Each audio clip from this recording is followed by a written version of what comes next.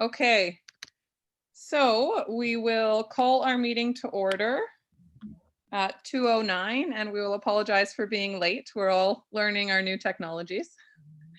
We will start by recognizing that we are holding this special meeting of council on the unceded territories of the Hoopachesset and Sechot First Nations. Are there any late items to add to the agenda from councillors? Seeing none. Any late items from the city clerk? Yes, Madam Mayor, if we could amend the agenda to allow for public input prior to considering item B, unfinished business. And I do have one submission that we've received that I will read out if council so wishes to amend the agenda. Wonderful. Would somebody like to make a motion to approve the agenda with So the moved. addition of, thank you, with the addition of public input period prior to item B? And I'll second, Madam Mayor. Thank you. Any comments? Seeing none, all in favor? And Councillor Washington? In favor, sorry, Madam Mayor. Thank you. Okay, and just to let everyone know, we do have Councillor Washington on our Zoom call as well. He just wasn't able to get his camera working, so we'll have to just listen for him. And we do have a number of our managers on the call as well, if we need support or have questions. Okay, so we will start with public input period. And I think our city clerk has input to read. Yes, so a letter from Lynn Gaisloot, and it's titled, Dear Council, please defer any unnecessary tax items from your budget, i.e. 3rd Avenue project, welcome signage at City Start. I could look at every item with more suggestions, but in these times, council should just stop paying out money to anything but essential services. Times are going to be very, very tough when this current situation resolves, which will be months, if not more.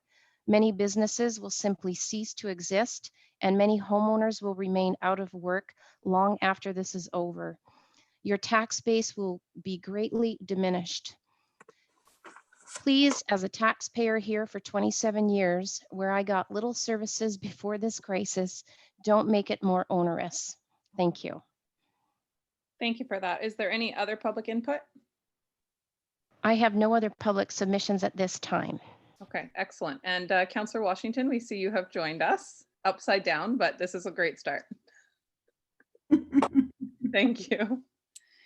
Okay, so moving on to B, unfinished business, and we have 5-year financial plan bylaw 2020 to 2024.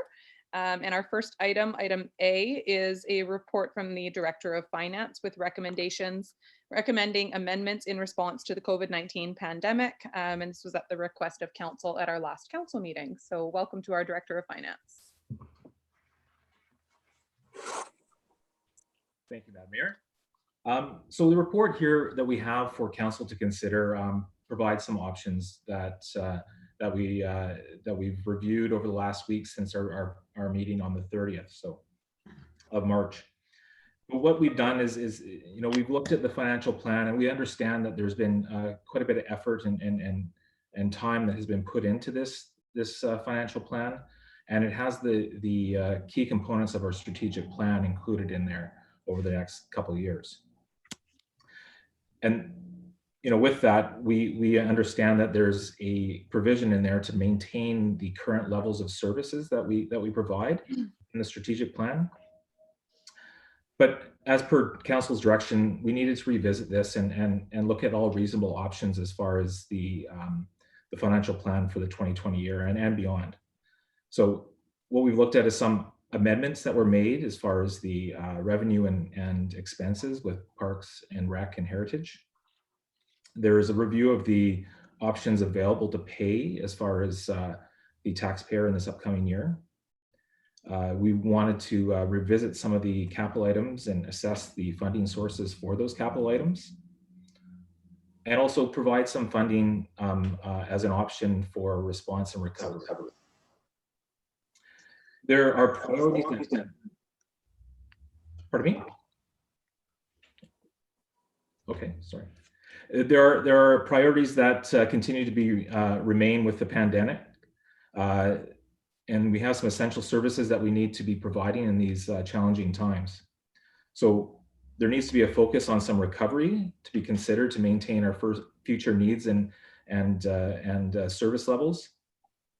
And the draft financial plan that we had on March 10th recommended 2 additional items that we need to confirm that council still supports, and that includes the steam locomotive and passenger cars, and the funding to support the grant application for the daycare spaces. The intent of the list of options that we have in front of council today is to provide you some options to consider as we need to finalize the financial plan within the next month. So at this time, we have a 4.3% increase in the average property owner for the residential properties in Port Alberni. So we'll take a look at the options that were considered as far as reasonable options for council. When we look at the revenues for Parks and Rec and Heritage, we anticipate to see a decrease in $160,000 of revenue. And with that, we understand that the multiplex was closed a few weeks earlier than normal. We closed the aquatic center, and we've also reviewed some of the leisure programs that we provide at our facilities. When we looked at the multiplex, the revenue anticipated decrease would be about $50,000 this year, with the plan to have a opening date of mid-July to late July, as normal operational practices would be considered. And then when it comes to the aquatic center would be closed until the end of summer, so the September would be the start date. And we also anticipated a slow pickup in the community as far as coming out to the facilities and using the facilities. When it came to the expenses associated with those facilities, we anticipate about a $700,000 decrease in expenses. So staff are no longer working at these facilities, and we will see a decrease on those services provided operational wise. So we do have some maintenance and work that will continue at these facilities. We did shift things around to enable that work to occur in a timely fashion. And the usual startup date for the aquatic center is after the September or the August shutdown in September. And within Parks and Rec programs, we're not sure what's going to happen as far as Parks and Rec programs, depending on the timeline as far as things returning back to normal. So there's some anticipating savings there as far as expenses. And most programs would have to support themselves moving forward, but we'll have to make those decisions as we walk through the year. And although there's some items on the table here as far as capital, we need to make sure that we have some capital ready or shovel ready projects, and that includes both the 3rd Avenue revitalization project and the welcome signage. So with these 2 items, what's in the options here for council to consider is the $500,000 that was included in the tax requisition increase for 2020 for the 3rd Avenue project, by removing that from the capital plan and shifting that to a funding from a grant project that would reduce the taxation by $500,000. So what we've done is we've suggested assigning this project in the capital reserve, and that $750,000 come from grant funding to support this project. And this is all contingent on achieving grant funding. When it comes to the welcome sign, there was $100,000 that was assigned in the taxation component this year for this project. We had another $50,000 in gas tax funding that we had to this project, and that would have a total for $150,000. But the $100,000 will decrease if this project is shifted to a grant opportunity. And this would assign $25,000 from the capital reserve, and then $125,000 from the grant funding. When it comes to the conferences training for staff and council, the option in the financial plan here is to decrease the training budget by $90,000. By doing this, you know, it's aligning with what is currently occurring. Staff can't go to conferences. The elected officials cannot go to conferences right now. I think FCM was canceled. So we suggest taking the $100,000 or the $90,000 out of the budget on the training budget, and then moving that out and reducing the taxes. And this includes restrictions on or reductions in travel that could occur, and depending on the length of event, it might impair council's ability to travel for UBCM or another project or another conference. Sorry, just 1 second, Andrew. We're just getting a bit of feedback or a bit of echoey sound. And I'm wondering if Councillor Haggard and Councillor Paulson would be able to mute, and if there's any of the call-in participants, if you could just make sure you're muted, or non-video participants, just make sure you're muted if you're not talking, just to make sure we can hear everything that Andrew's saying clearly. Okay, hopefully that's better. Thank you. There's quite a bit of road noise also coming outside from the office here, so. All right. So in regards to the conferences, it could impair our ability to head to conferences. It might reduce the amount of elected officials and staff participating in conferences, should we have the opportunity to do these later in the year. An increase in taxation was also suggested as far as the security and the lighting for some of our properties. We've been experiencing some vandalism and damage, and some improved lighting and security patrols will support mitigating those occurrences. Within the financial plan options also was the provision to possibly support funding for response and recovery for the COVID event. There is some expenses that are covered through EMBC, and with that we do get recovery of those expenses, but we anticipate not a full compensation return from those expenses. So at this time, there's 3 options in the table. Option 1 is to provide funding for what we've already spent in the year, and that's approximately $60,000. Option 2 is to have a $200,000, and we don't have specific items for this funding, but we anticipate that we could see an extension of the BC Transit waiver for bus fees. There's other items that will come up as we move through this, so it provides council some flexibility to address some COVID impacts with $200,000, or additionally the $400,000. When it comes to the gaming revenue for a reduction, it hasn't been followed up on, but we are going to follow up with chances to see what impact the closure of their facility is. At this time, we took the reduction of about 25% to reduce the anticipated revenue to $111,000. And this would result in an increase in taxation if we still commit to funding the projects that are coming from those funds.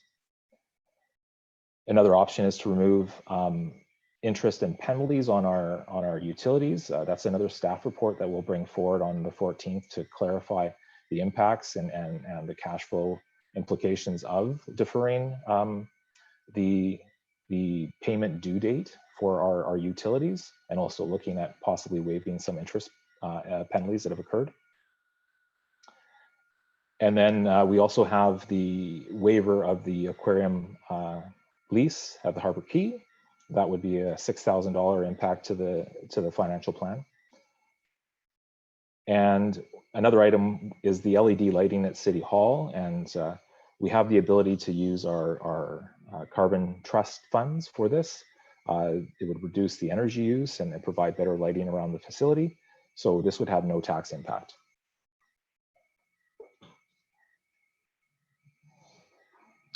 When it comes to the implications, this is the opportunity for council to reprioritize the resources within the financial plan, deferring or shifting projects, and understanding that within the community charter, There has been some request by the public to defer the tax due date for the property taxes. At this time, there is no ability for us to do that. We have a statutory due date of July the 2nd. With that, we have to understand that the cash flow that we receive supports what we do all throughout the year. And if we were able to defer those tax deadlines, that would impact our ability to operate, and the funding from those tax resources would have to cover some interest penalties or interest fees, sorry, that would be charged on any amounts that we'd have to borrow. So if council proceeds with the recommended financial plan that was provided on May the 10th, there'd be limited options for us to respond to the recovery and response of COVID. With the adjustments to the revenues and the expenses within Parks and Heritage, we anticipate to see some reductions in expenses there, and we hope that council supports some form of surety in the financial plan for those closures that we provided in the options. And it's important that we have this taxation bylaw and financial plan approved by May the 14th in order to meet the statutory deadlines and to provide the opportunity for staff to conduct the mail out and setting the deadline for July the 2nd for taxation. So what we have today is if council provides some options that are supported within the staff report, it will allow us to move forward and have another meeting next week on April 14th. At that time, we would like to see an opportunity to have second and third reading as outlined in the report. And then we would possibly see an adoption of the financial plan at the end of April on April 28th. At that point, we would have the tax rate bylaw prepared and provided to council, and then we would adopt that on May the 11th. So as mentioned, we are receiving a number of requests to defer the property tax deadline past July the 2nd. That is not an option. We have heard recently that the City of Vancouver has suggested that they'll have a September due date. They have that ability within the Vancouver Charter to set their deadlines, whereas the other municipalities in BC are under the Community Charter, which has the statutory deadline of July 2nd. Based on a conversation with the MFA, Municipal Finance Authority, and information provided by the GFOA of BC, it's not anticipated that the province will defer the tax deadlines, and the amounts that are due to the regional district and for our school taxes to the province would be remitted by July or August the 1st. So delaying the property tax deadline would be a severe impact on the cash flow for the City of Alberni. Approximately $8 million is passed on to the regional district and to the province for our school taxes every year. So if council supports some of the items within the options that are provided, we would start communicating to the public, and then have the options for the utility bill deferral provided at our next meeting. So in summary, council can consider these options that are provided today. We have to set the tax rate before the end of the month and have that approved and adopted by mid-May. At this time, the city may feel like we are getting pulled away from our strategic planning, and we need to make sure that we respond and mitigate the impacts of the pandemic. As elected officials, I know that everyone's getting concerned citizens voicing their opinions on this emergency, and there is a lot of concern in the community, and we all understand that. But we need to focus on what our strategic plan is in the long term and ensure that we have the options to get through the COVID event and ensure that we have the ability to recover in the future. the city requires significant resources to continue to provide the services that we all have, and they're very essential to the community to continue to operate. Our financial resources come purely from property taxes. There is some recovery that we do get from our programs that we provide, but a lot of those programs are also funded through property taxes. So senior levels of government have announced many funding programs. Those are there to support the residents, to enable them to continue and pay their bills. These things are occurring, and announcements are coming as we speak. Also, with the business and industry, the province announced a 50% reduction of the school taxes, so that will have some support for the business and industry in the city. That will reduce their tax bill. And the local governments have to start thinking about shifting away, like how we would shift away from our strategic plan if we wanted to look at other options besides the ones that were presented today. So as mentioned, we'll have a utility bills impact option for council to consider at our next meeting. And we've had the Harbor Key merchants reach out to us. We'd also like to have options to consider for the Harbor Key merchants as far as their request that was provided to council at the last meeting. And that is it that I have for council. So thank you. Thank you. Before we start questions, could you just, you just made a comment, Harbor Key merchants, their request from the last meeting. Could you just refresh me? I don't remember a request from them. Is it to do with the aquarium or for the actual merchants? Sorry, Madam Mayor. With that, sorry about being unclear. The merchants sent an email to council, and it was on our last agenda. And it just was looking at ways to support the merchants, many of who have closed because of the event, and provide them with the option to repay their rent at a later date without interest, or possibly waive the cost of their lease at this time. Thank you. On this agenda. On the prior agenda, sorry. Okay, thank you. Okay, thank you so much for that overview and the report. Council, we could do this next part a few different ways. We could go through and just ask all of the questions we have, or we could go through this list one by one and just talk about each motion, or talk about each option and whether or not we want to move forward with it, at which point we could pass motions for each of them today, since this is a special meeting of council rather than a committee of the whole. So council, would you like to go through each one? Councillor Haggard? Thank you, Madam Mayor. Before we start going through the options, I do have some questions that are in the actual budget I'd like to ask first, if that's okay. Absolutely. Okay, do you want me to go ahead now, or? Yep. Okay, thank you. I'd like to ask the Director of Finance about the insurance. Has staff had an opportunity yet to inquire about the Municipal Insurance Association, if that's a possibility, if you would save any monies there? Yes, yeah, Madam Mayor.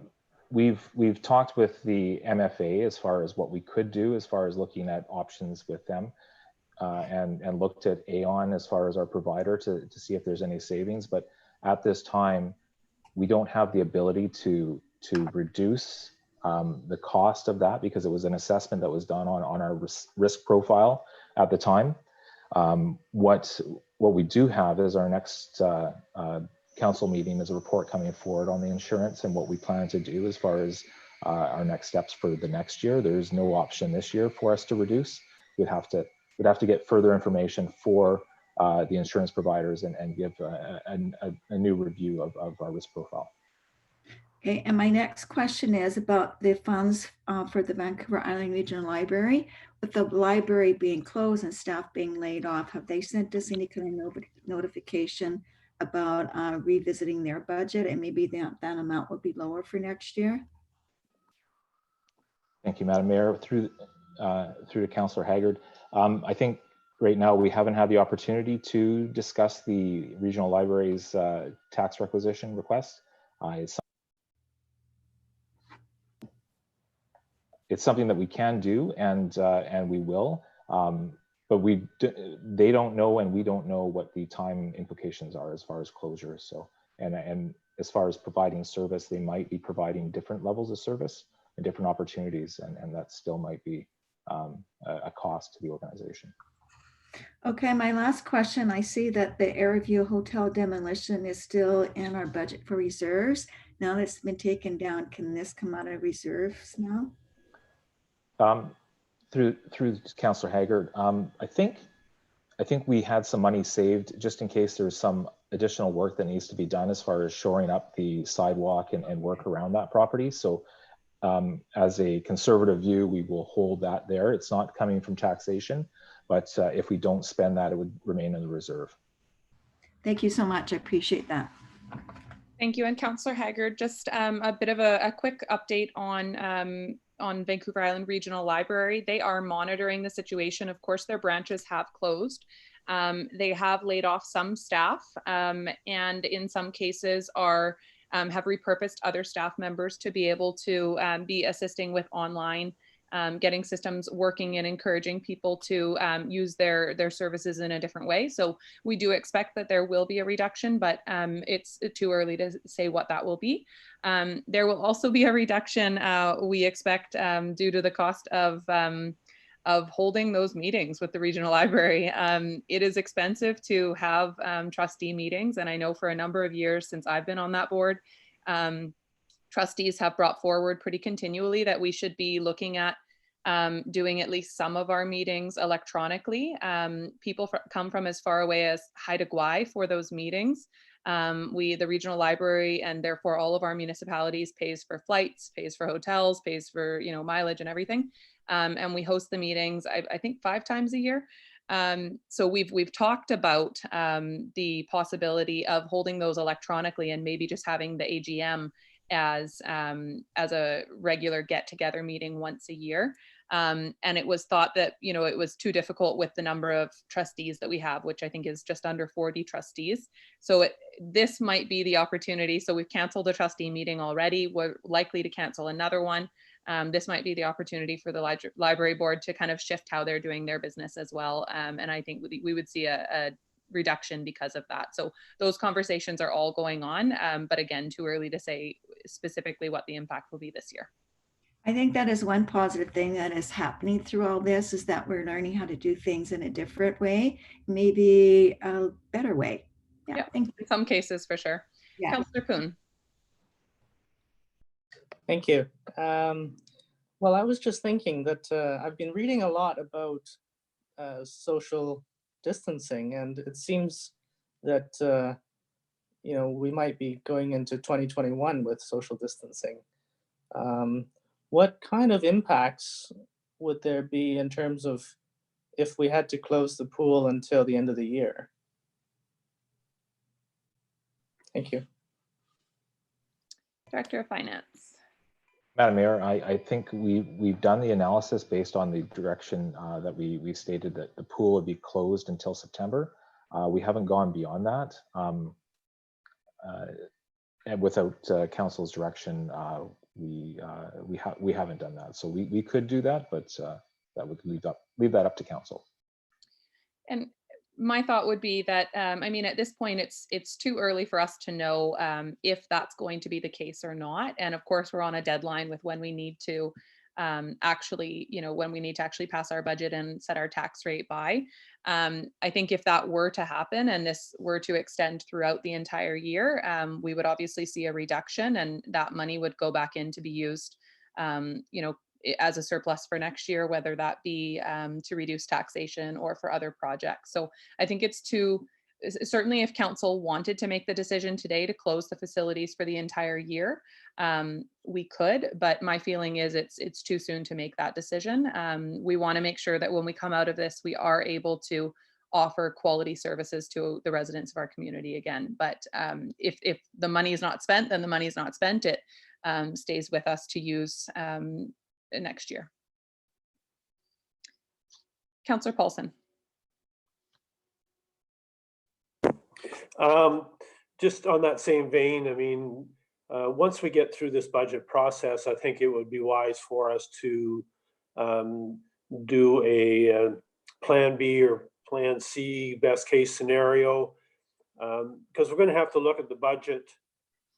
If we fire up services, let's just throw September the 1st, our budget will change, our budget projections, our incomes and expenses and stuff. But I think that we need to worry about kind of the deadlines that are in place now, and we may have to be reactive throughout the year depending on if and when we actually get back to full production. So that's just my thoughts on that. Just let's deal with what we have in front of us.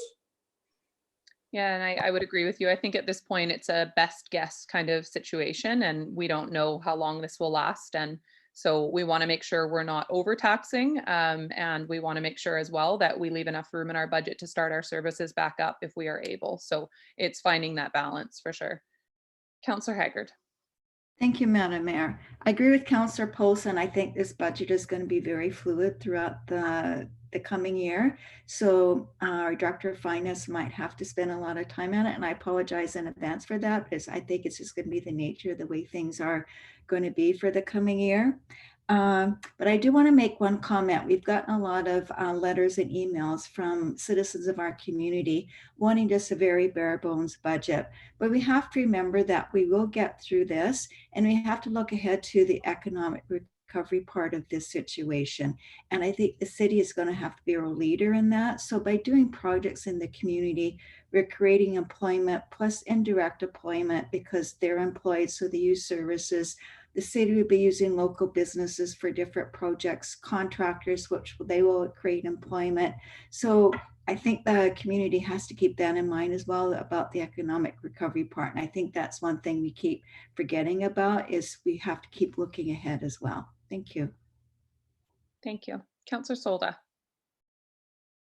Madam Mayor, so when I look at page 4 on this sheet and I look at the recommendations from staff 3, 4, and 5, and 6, I totally agree with them.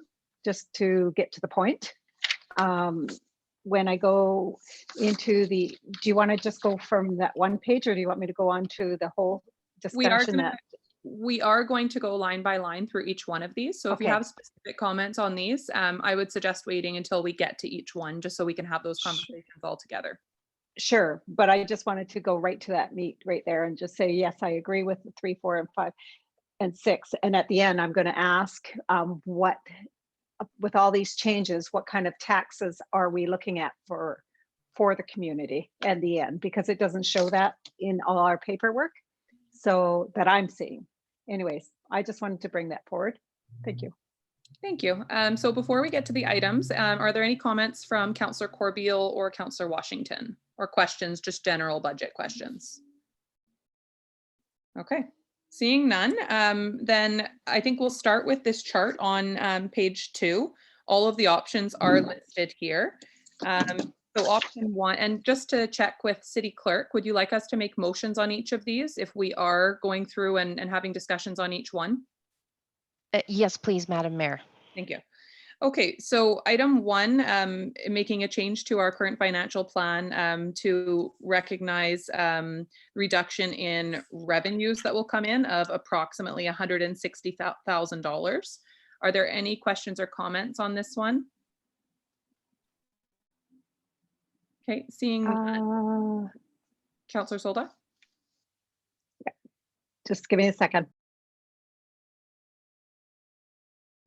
Councillor Solda, we can't hear you if you're, I think you're muted. Sorry. Yep. Okay. Sorry about that. On the projected revenues, my only question is regarding gaming, because that can change quite a bit, right? We don't know. There is a separate reduction for gaming, or change for gaming. So this is Parks and Recreation revenues, $160,000. Oh, I see. Okay, fair enough. I didn't realize. Okay, I got it. We'll leave that for now. Thank you. Sure. So would somebody like to move that we amend our financial plan $160,000 for the expected decrease in revenues? So moved. Great. Is there a seconder? Second. Okay. Seeing no further conversation on it, all in favor? Carried. None opposed. Item 2, expenses for those same curtailed services. And again, the breakdown's there, but the estimate here is $700,000. Are there any questions or comments about this change? Okay, seeing none. Councillor Solda, would you like to move this one? I'll move item number 2, Madam Mayor. Thank you. Second, Madam Mayor. That we amend Second. our financial plan by $700,000 reduction in expenses related to our closures of facilities. Yes. Okay, so Where's first that and motion second, written? it's not written. Oh, thank you. Okay, are there any comments or questions on this piece? Seeing none, all in favor? Any opposed? Carried. Okay. And item 3, I just want to find the updated page here. Yeah, there it is. Okay, item 3, Third Avenue Revitalization Project. So this is a $500,000 decrease to taxation. And the description here says that the project, if the project is to proceed, it will proceed with grant funding opportunity in 2020. So essentially, suggesting that if we don't get that grant funding, the project doesn't proceed, and assign $150,000 from Capital Works Reserve Fund with $750 required from grant funding. So these numbers are really speculation at this point because we don't know if grant funding will come, and if so, how significant it would be. So the intent here, I think, is to say we're not going to do this project unless we were to get very significant grant funding. Councillor Poon. What is the status of the current grant funding application? So is the CAO or Director of Finance able to comment on if we have heard anything or expect to hear anything on the active transportation grant we've applied for?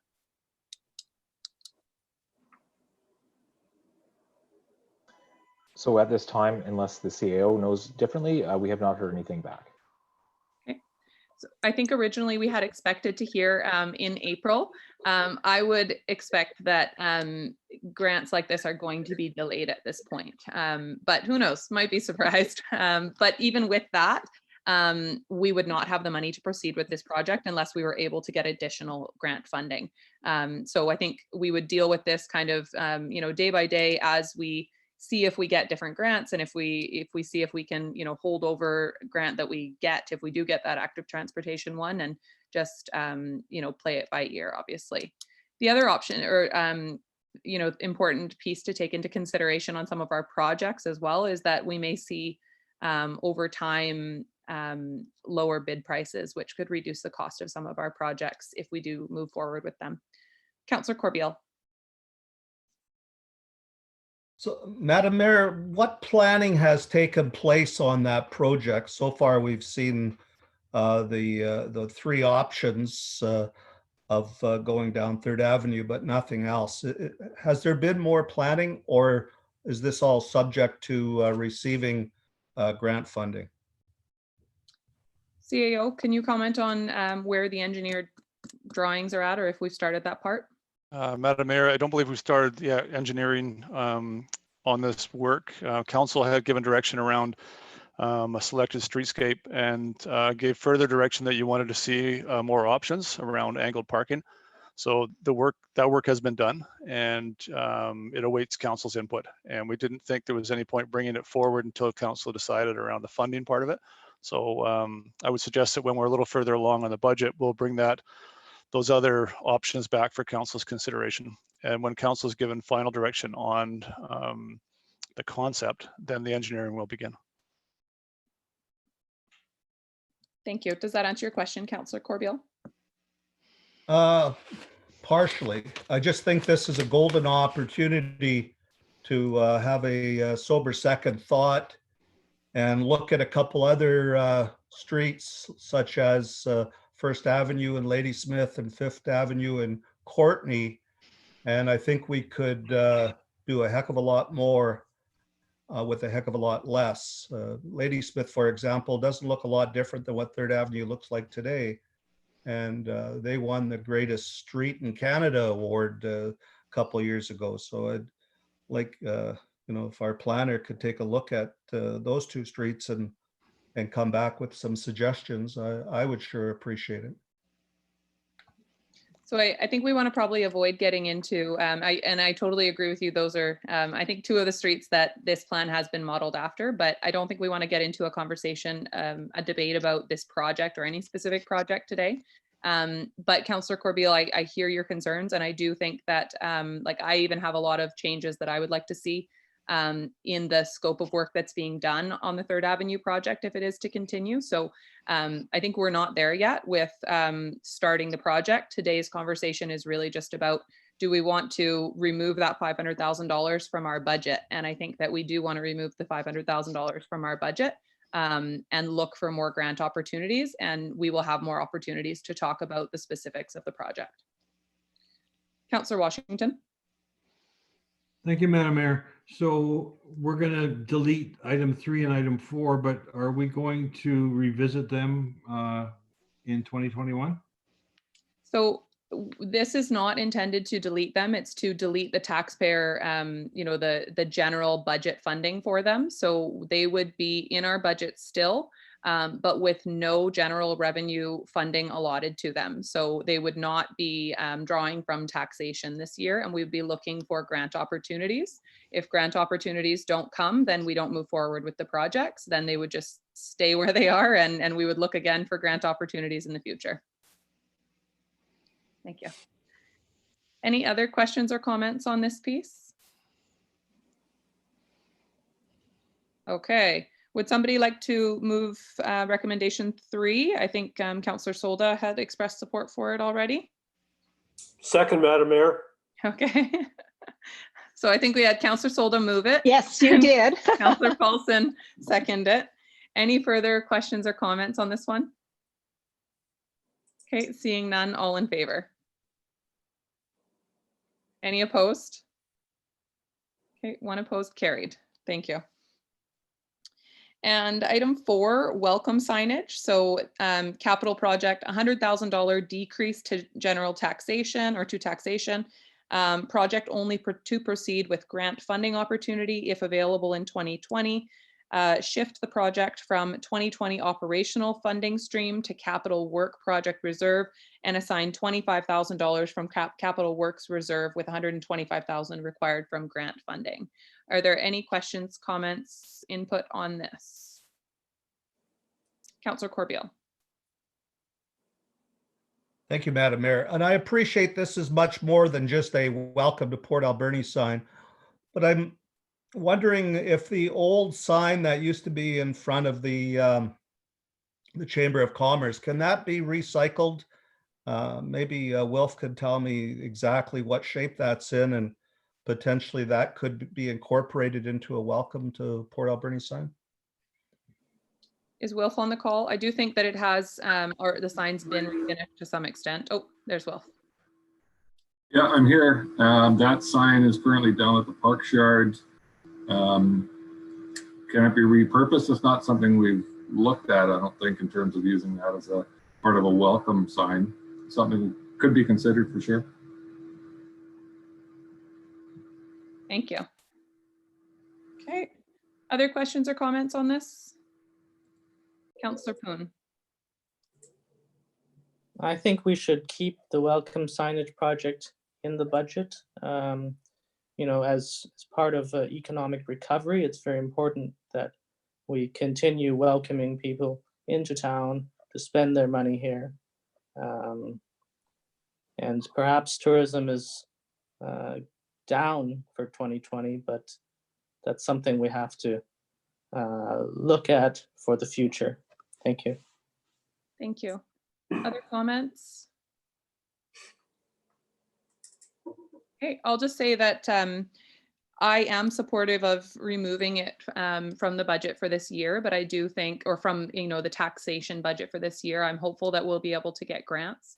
I think that this is a critically important project, and having a better signage strategy in our community is very important. I've met so many people who have said to me, we've all heard, oh, I don't think I've been to Port Alberni. Well, I've been to Tofino. Oh, then you went through Port Alberni. but also for people who know they've been through Port Alberni. I can't tell you the number of people who have, I've got to come, you know, uptown or maybe at the Harbor Quay who have said, oh, I didn't know that this was even here. So I think signage is very important. And I think we've never really properly invested in signage in Port Alberni. We've always done small kind of piecemeal approaches. And I think it's time to do signage properly. Unfortunately, it's not the time to tax for it this year, but I am hopeful and optimistic that we will be able to get grants or look at other ways to get this project done. I think of the Parksville sign, the welcome sign, and the directional signage that goes with it throughout their community, where it's very clearly identified. You know what you're looking for, that starfish on a wooden background. It's consistent and it's throughout their community, directing you to different areas. And I feel very strongly that we need something similar in Port Alberni. So I'm hopeful that we'll be able to move forward with this project through other funding sources. Would somebody like to move recommendation 4 or anything else if they choose? Councillor Haggard. I'll move, Madam Mayor. Okay. Councillor Haggard, were you seconding or did you have a question? No, I just wanted to make a comment about your signage. Madam Mayor, you can't see me, but I did have a hand up there. Okay. Too after. Councillor Haggard. Thank you. I do agree. I think the signage is a very important project, and I can't believe it's 2020 and Port Alberni doesn't have a sign. But if we take this out of the budget this year, can we maybe ask staff, and this is not priority at this time whatsoever, but if they could come up with a signage strategy for the whole community and maybe a branding element as well. I think that's something that we can work on right now without spending, you know, $100,000. And so when we do have the opportunity, we're ready to go. Thank you.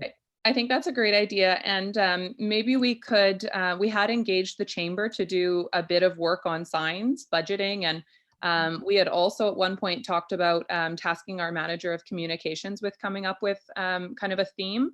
So CAO, can you comment on if there was any progress on any of those, either of those two, either the chamber or the manager of communications working on this at all, just to date?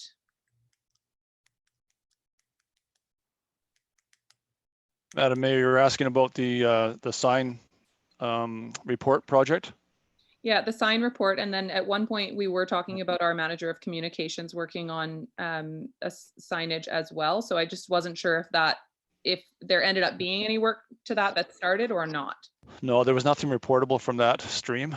We did engage the Chamber of Commerce to do an overview report for Council's consideration to gather up all the previous work done on this topic and to also canvass other communities and bring you examples of signage and where possible, what their expenditures were, what their revenue sources were, that kind of thing. We have a draft of that report in hand and we'll be bringing it forward to Council in the near future. So that issue and the 3rd Avenue streetscape issue, we've been stymied a little bit by two things. One, budget, Council's reconsidering budget, so it didn't feel like the right time to bring those things forward. And two, given that we're electronic with our meetings yet, and we haven't yet figured out or implemented how we're going to receive delegations.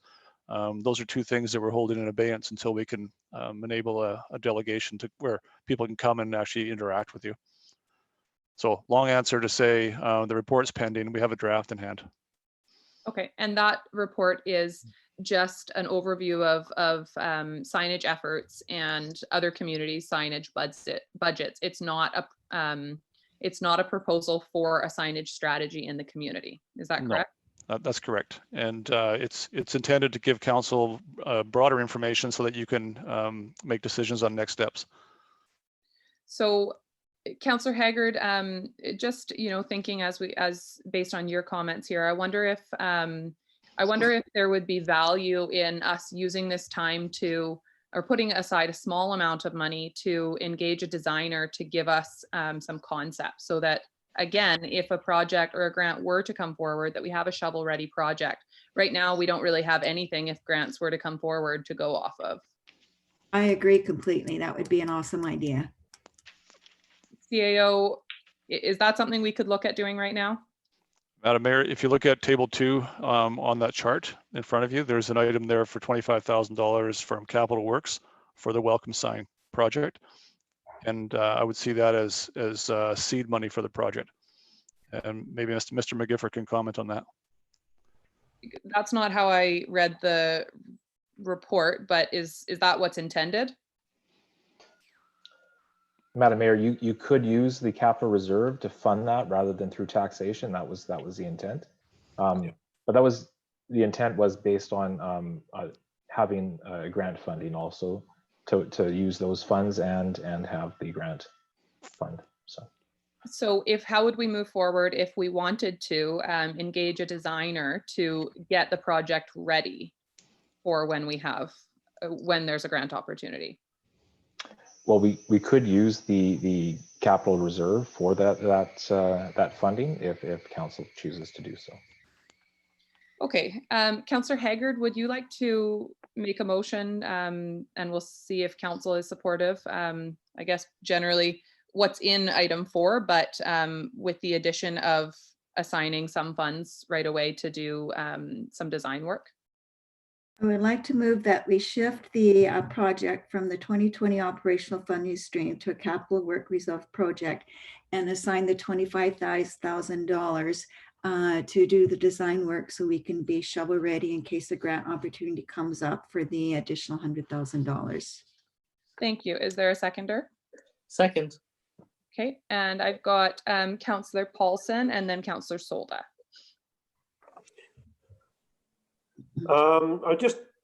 We're dealing with item number 4 in table 1, and this motion should probably most likely come when we go through the items in table 2. Well, actually, item 4, if you look at on page 4, Councillor Paulson, it's got more of a description. The table 2 is actually lumped into this description as well. So when we're passing these recommendations, as I'm reading them out, we are passing what's included in table 1 and what's included in table 4, in table 2, because I'm reading out that entire section there. Okay, I just thought we'd deal with them separately. We can deal with them separately. It's just they are lumped together very nicely in these descriptions. Councillor Solda. Madam Mayor, for years we've been wanting to change the sign and have a welcoming sign from the regional district to the city of Port Alberni, and definitely take away the bear tracks and lumberjack. And I remember going through all that process, and it was quite an interesting process. So yeah, we've always wanted a new sign, and I think we do need a new sign. Regarding Councillor Corbell's idea about the old sign there, I would like to see it somewhere else where it's more prominent. Maybe tourists can take pictures being down, maybe down the quay or somewhere more in an interesting spot for it, where tourists would like to have pictures with that particular sign. So I just wanted to add that. I think Councillor Solda, that's a really great point on the focal point sign. I do see that as a piece of art that should be somewhere prominent in our community, and the Harbor Quay could be a fantastic spot for that. I don't think it's a welcome sign, and from my memory as well, it doesn't say Port Alberni on it. I don't think. I think it says Alberni Valley. So it's not really the intent of what we're trying to get to with this project, but I do think that it's a beautiful sign that we should be using. And I think what's really important here is that we're looking at a whole strategy for how we're going to direct people in our community rather than just putting up a sign. If it was as simple as putting up a sign, we could have put up a sign a long time ago. Yeah, that's my thoughts anyways. Are there further questions or comments on this motion? Okay, seeing none. So just to recap for everyone, the motion that we have on the floor right now is to move forward with reducing the making $100,000 reduction to taxation for this project, assigning $25,000 or up to $25,000 from the Capital Works Reserve for design work for this project, and then ensuring that we would not move forward with it unless there was $125,000 required from grant funding. Okay, is everyone clear on that? Okay, On the motion then, all in favor? Any opposed? None opposed? Carried. Thank you. Okay, item 5, conferences, training, etc. for council and staff, $90,000 decrease to taxation. I think that this one is quite self-explanatory. The only question that I had is to the Director of Finance. We had originally said that and I think our ban on our travel, council and staff, we had put until September 1st or August 30th. So as to specifically make sure that if UBCM is on, that we have the option of attending that, given that it probably will be a relevant UBCM after all of this. I'm starting to think it will not be on, but are you able to clarify if this would permit council funds to go to UBCM or not? Like, I'm just not sure how much this total budget is if we're decreasing by 90,000. Madam Mayor, what we decided to do was provide the option to reduce the funding by approximately 50%. That being said, there was no direct analysis of what could and could not occur. We do have some requirements as far as staff training that they need to be that they need to have to undertake to be certified. So we'll have to continue doing that. But we have stopped all travel, non-essential travel, until the end of August for training purposes. So thank you. We can definitely look at making UBCM a priority and then do the analysis to. And I do agree that it will be a very meaningful UBCM after the recovery. So for sure. Okay, thank you. So if it's reduced by about 50%, that's helpful. I just wasn't sure if we were reducing the entire budget or what it was. Councillor Paulson. Just still dealing with that. I mean, if at the next council meeting, if we just had kind of a figure for UBCM brought to that meeting based on last year, maybe slightly higher than that, but we kind of make sure that we are covered in that. And also that the staff training, in particular certifications and stuff like that, is part of that as well. And we can make that change if it doesn't look like UBCM's coming. Yeah, for sure. And again, I mean, back to some of the other changes we've made, this is going to be very fluid because we just don't know. You know, I think a couple weeks ago, 2 weeks ago, we thought I might still be going to FCM in June. So I think it was only a week ago that FCM was canceled. So things are changing very quickly. I think couple weeks from now, we might be thinking UBCM is unlikely. So we just don't know, but have to be making our best guess, of course, at this point. Okay, would anybody like to make this motion to approve item 5? So move item 5. Thank you, and seconded by Councillor Paulson. Any further questions or comments on this? Seeing none, all in favor? None opposed, carried. Okay, and item 6, security and lighting for city properties, a $70,000 increase to taxation. So city buildings and assets have seen an increase in vandalism and theft. And so this is increased lighting as well as security. So security patrols and increased lighting are recommended to deter occurrences. CAO, did you want to speak to the issue of what's going on here at all? Thank you, Madam Mayor. We've had a considerable increase in break-ins and seemingly for the purpose of theft. So break-ins and some theft, not particularly increase in vandalism at this point. And we've been stymied in terms of how to deal with that. So we have some security footage and things like that, but to date, we haven't been able to stop these break-ins. So we propose to take the step of hiring a private security company we've identified 7 city sites that need to be more secure. So we would have private security tour all of those 7 sites every night, 7 days a week. And they would be able to also tour the community as they're passing from city site to city site. They would also be eyes out in the community, and they would work through the night. So again, 7 nights a week. And this budget figure also includes a little bit of money for some improved cameras, potentially lighting, and maybe some other proximity sensing equipment.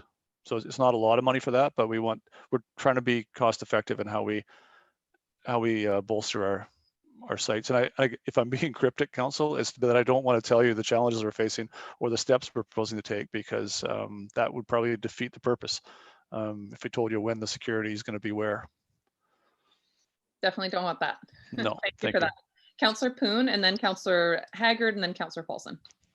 Thank you. Oh, So you I'm just forgot me? wondering if we Okay, could and take Councillor measures. Solda as well. You'll have another opportunity, so don't worry. No. I'm just wondering if we could take this opportunity to board up the windows and things like that, you know. I understand that security is important. Having patrols is good, but you know, a patrol cannot keep an eye on everything. So perhaps we should look at boarding up the windows with plywood as well. Yeah, and I think that where appropriate, staff will be looking at all of those options, and this just gives a bit of funding to do probably a combination of things. And CIO, feel free to interrupt if you don't agree with what I'm saying. No, doing well so far, Madam Mayor. Thank you. Thank you. And boarding up windows, we're seeing that in some businesses in Vancouver and things that are closed due to COVID-19. And to that point, Council has asked previously if we're experiencing, if businesses are experiencing greater break-ins here. And I did check in with Mr. Deacon and the Chamber and Community Futures, who are currently polling businesses, and they've not reported an increase in break-in and theft. Now, we didn't ask that specific question, but they didn't volunteer that information, is what I'm being told. So we're not seeing boarded up shops in Port Alberni, and I don't know that we'd want to go quickly or easily to boarding up the windows of city facilities. Thank you. Councillor Haggard. I was just going to say, I think $70,000 is going to be money well spent, because it doesn't take very long for a few thefts to occur, some vandalism, some break-ins, and it can add up very quickly. So, and then plus you're hiring a local contractor to do the work, which creates employment. So I'm in favor of the motion. Thank you. Councillor Paulson. Just a little unclear. 2 years ago and the year before, we made the overtures to change all of our street lighting to LED lighting. And so I'm a little unclear. Is this where this would come from, the $70,000 to change what's left? And what we didn't do a couple of years ago is city-owned parking lots and city-owned poles within the parking lots and around our facilities. So is this changing the lighting to LED, or are we adding lighting? One thing about LED lighting, and we've had a couple of years of experience now, is the return on investment and reduction in power costs with LED lighting. Just to be clear, city poles are metal or steel poles, and BC Hydro poles are wooden poles. And the wooden poles are not done in BC Hydro. Although they gave grants for municipalities to change to LED lighting, they haven't done their own poles yet. But anyway, kind of a double-edged question there. Is the lighting just to change our city properties to LED lighting, and security obviously means the addition of some extra cameras and security devices? Just some clarification. Sure. This proposal is not about changing out broadly incandescent lights for LEDs, such as in parking lots. This number 6 on table 1 is around strictly security. So the bulk of that is going to be that to hire a security company to do regular visits to our facilities. And some of that money will be for cameras and some for lighting that we haven't identified exactly where yet. For that marginal amount of money. But down on table 2, you'll see City Hall LED lighting upgrade, and that is security related, and that is the installation of new lights. So it's not replacing old lights with LED, it's installing new lights, and they'll be LED. So they're eligible for for sort of carbon funds, carbon trust funds. So we're proposing to spend $5,000 on security just at City Hall, lighting up some of the alcoves and things. Does that help? So this is totally separate from the LED project. That's Now correct. it's clear. No, that's Oh. great. Thanks. Thanks. Thank you, Councillor Solda. Yeah, on the security, the big thing is the cameras. Could we just make sure nobody can rip them off? Because a lot of the community is finding that their cameras are being taken away. And this weekend, someone had their camera cut wherever they hung it. And it was, yeah, they didn't even get a picture of the person because they had known where the camera was. So if we can make sure they're up high and aimed properly, I'm totally happy about hearing that the patrols will look at the community too. And that was a question I was going to ask the community. They could look at the community and make sure everything's safe there too. So thank you. Thank you. Thank you. Any further questions or comments on this piece? I'd like to move the motion. Thank you. So move the recommendation from item 6. Is there a seconder? Second, Madam Mayor. Okay, seeing no more comments, all in favor? None opposed, carried. Okay, and item 7, I know I at least need some clarification on this one. So item 7, we have COVID-19 response and recovery for non-EMBC option or non-EMBC costs. So as it was explained, some of our costs related to COVID-19 are reimbursed by the BC government and some are not. CAO or Director of Finance, are you able to comment or give a bit more information to what the different options look like? 60,000, 200,000, and 400,000. CAO? Andrew, do you want to take that? Sure, I can. So with the $60,000, it's the amounts that we've already spent to conduct meetings like we are today. We had to get a license for the Zoom. We also had to get working at home options available for staff, and the $5,000 that council recommended last meeting to support the hamper program would also come from these funds too. And that would be the amounts that we have currently spent for our response to COVID. When it comes to the $200,000 or the $400,000, it's additional funding so that it's available there for other items that we may need to respond to or recovery items. It's additional funding that provides us with the flexibility to move forward after this event has been finished. Councillor Solda. Yeah, so I have a quick question to staff. So none of this money is recovered at all by the province, like through the emergency or anything like that?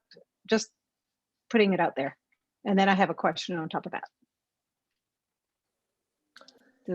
Yes, so there is certain items that are covered, but it is a restrictive list, and when it even comes down to staff overtime is covered, but if regular time is not covered through EMBC. Okay. Certain supplies to respond are covered. Also, when it comes to recovery, only 90% of the recovery costs that are eligible will be refunded. So there's a 10% portion that is not covered by EMBC. Is that including our transit? We would not recover that at all. At this time, there is no provision for the transit. We're unsure what will happen with BC Transit as far as revenue and expenses. That's something that is fluid also. We'd be approaching the provincial government on next steps, and we do not know how long this might last. So. So, Madam Mayor, I'm leaning towards the 60,000 is pretty well there already spent. And we as a council had talked about recovery, that we need some money for recovery. And I'm looking at in between, like 500 I think is a little too much at the moment, but I'm really leaning towards the 200, 150 to 200 for recovery, because our Director of Finance had mentioned earlier about our bus transportation. We might have to carry that forward even more, and that's $28,000. And if we don't recover it from the province, then we will take the slack there. So I'm leaning more towards that 200, just for discussion. Just to add to that, I'm assuming there's been a reduction of service as well with BC Transit. Have they reduced the number of runs that they're doing? So that's a conversation I think we should be having at this point also. I mean, BC Ferries, for instance, has drastically reduced the service that they're providing at the same time as because they've seen such a reduction in revenues. And I think transit should be looking at reduce. I know that people are still using it, but we've heard it commenting already how few people are using it. I know we want to have a reliable system still, but there's got to be a balance between making sure that we are not spending much more than we should be to get that service. So I think some of those things will kind of balance out a bit more in the long run as well. And I'm not sure what our role is with BC Transit specifically on changing that service or not changing it. But CAO, if you want to comment on that, and then I have Councillor Haggard next. Sure. Thank you, Madam Mayor. There's been a reduction in service in the sense that the buses are down to about 50% capacity. So that's a theoretical reduction of service because we haven't heard of any situations where people have been left at a bus stop. Ridership appears to be down. So the 50% reduction of capacity doesn't appear to have affected us here in Port Alberni, and we'll continue to monitor that. We haven't yet curtailed or drawn back the frequency of buses. They run, I think, every 45 or 50 minutes in Port Alberni, and to pull them back and have them run every 2 hours essentially would be a considerable reduction in service to people who depend on that. So we haven't made that decision yet. At some point, council may want to consider that. I think if the ridership continues to decrease, then it would only make sense for us to at least have the conversation around whether we want to reduce the service or not. I understand that would have consequences, but it's something we need to, reasonably at least talk about at some point. Councillor Haggard. Thank you, Madam Mayor. Just before we started this meeting, an email did come through. I got it through the regional district about this very topic, and BC Transit will be looking at that option to decrease services. So they are going to be reviewing it. Thank you. Thank you. Other comments, Councillor Corbeil?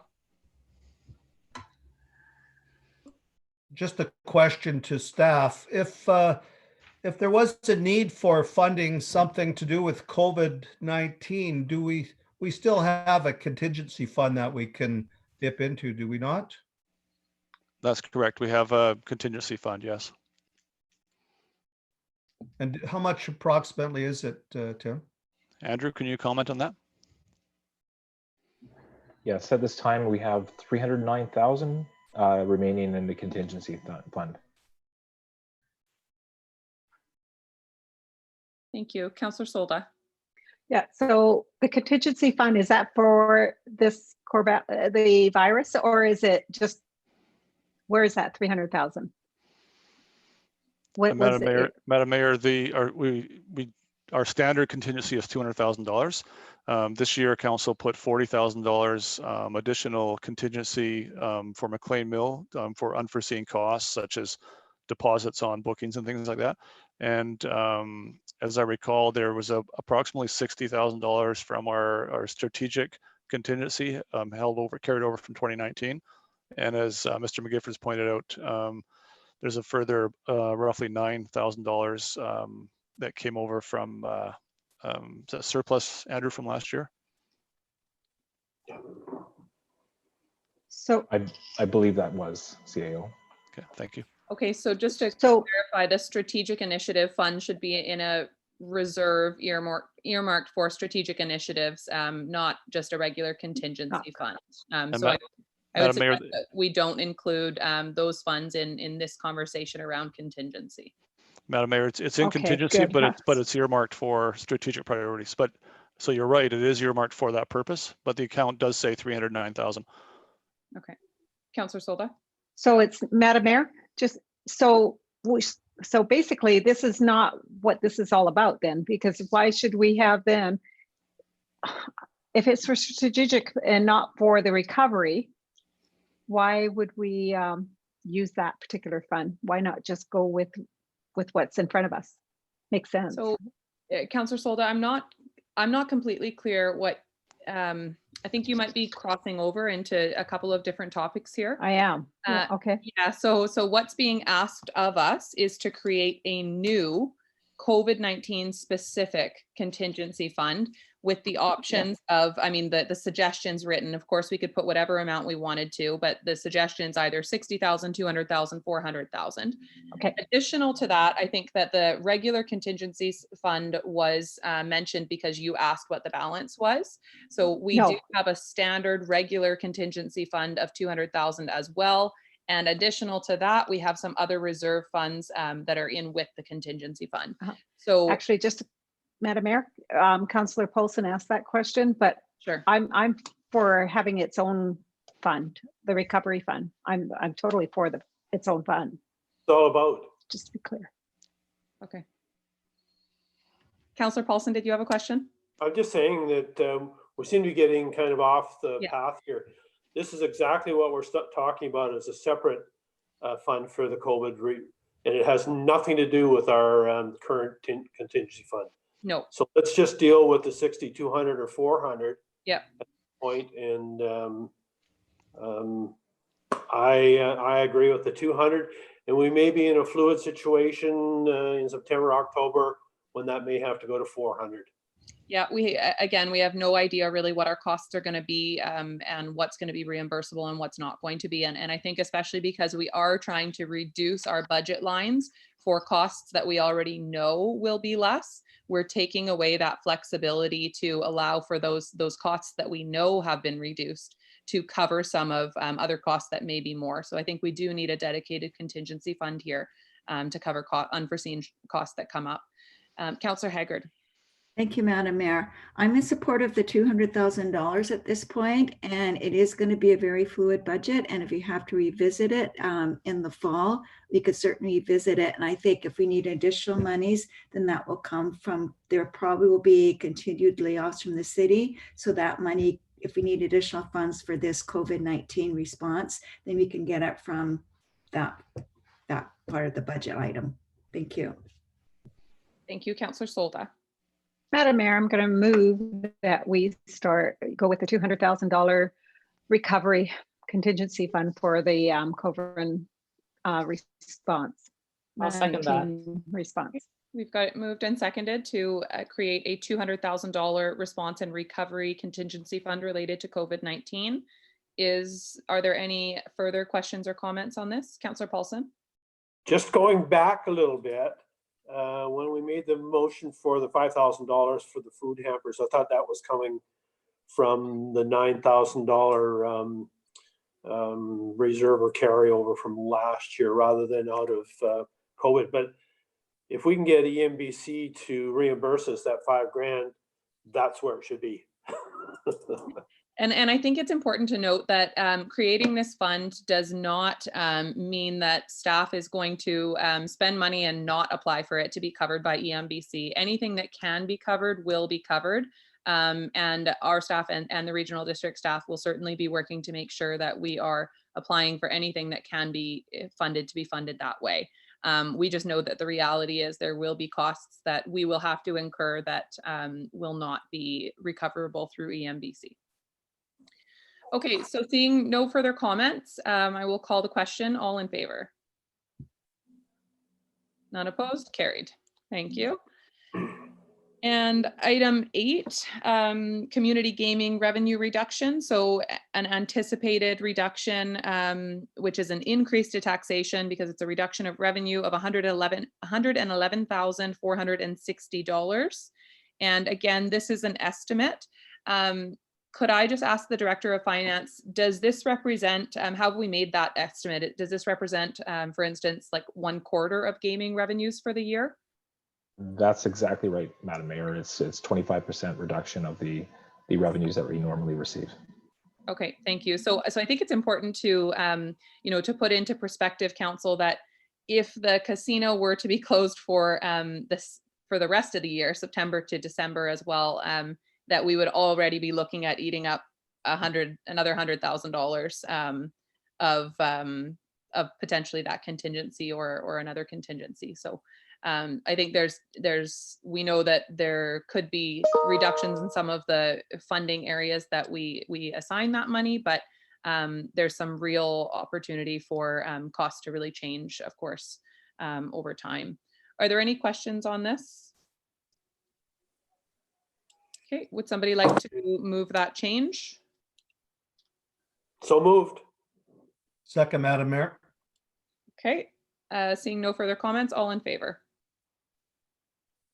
Carried, thank you. And item 9, remove interest and penalties until September 15th, an anticipated cost of $10,000, and that's an increase to taxation. And the comments here are, if council supports waiving interest charges until September, the potential revenue reduction would need to be covered through taxation. Sewer and water interest and penalties do not impact taxation. Oh, Councillor Poon. I'll move that item. Okay, is there a seconder? Second. Okay, and Councillor Solda, did you have a question? I do. So we're going to have to make up for the interest if people don't pay for it. But that's like going from Peter to Paul, Paul to Peter, right? Basically, because we're taking away payment and we're taxing the people for it in the long run. Isn't that what it works out to be like? I'm just throwing it out there, but I totally support it. And I think it's this is what the public's been asking for and everything. Yeah, I was a bit confused by the structure of this one as well. So do we budget for penalties? Or I guess, you know, because why are we increasing costs if it's just, we just would not be charging them? So do we budget to receive penalties and interest every year from people? Madam Mayor, yes, we do. In the budget, I think it was 11,000. I could bring it up, but there's a line item within the budget that we anticipate for revenue for garbage utility. As mentioned, the water and sewer go through their own funds and they're not impacted by taxation. So that would mean a reduction in the capital reserve contribution, but we need to make up that reduction in waiving the interest on the garbage utility in order to balance the budget. Okay. So we take it out of recovery in the long run because it's out of, yeah, it's kind of weird how that works. Well, the reality and the important thing here is that we're going to waive these penalties and interest until September, and how it needs to be accounted for, less important to us. Are there, Councillor Poon, did you have another question? No, I didn't. No. Okay, Councillor Corbeil, did I see your hand up?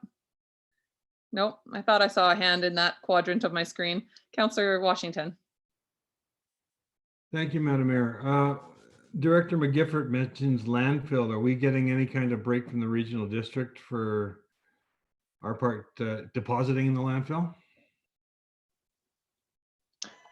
At this time, we pay for what we tip, so it is reflective on what's going into the landfill, and there's no break at the AV landfill at this time.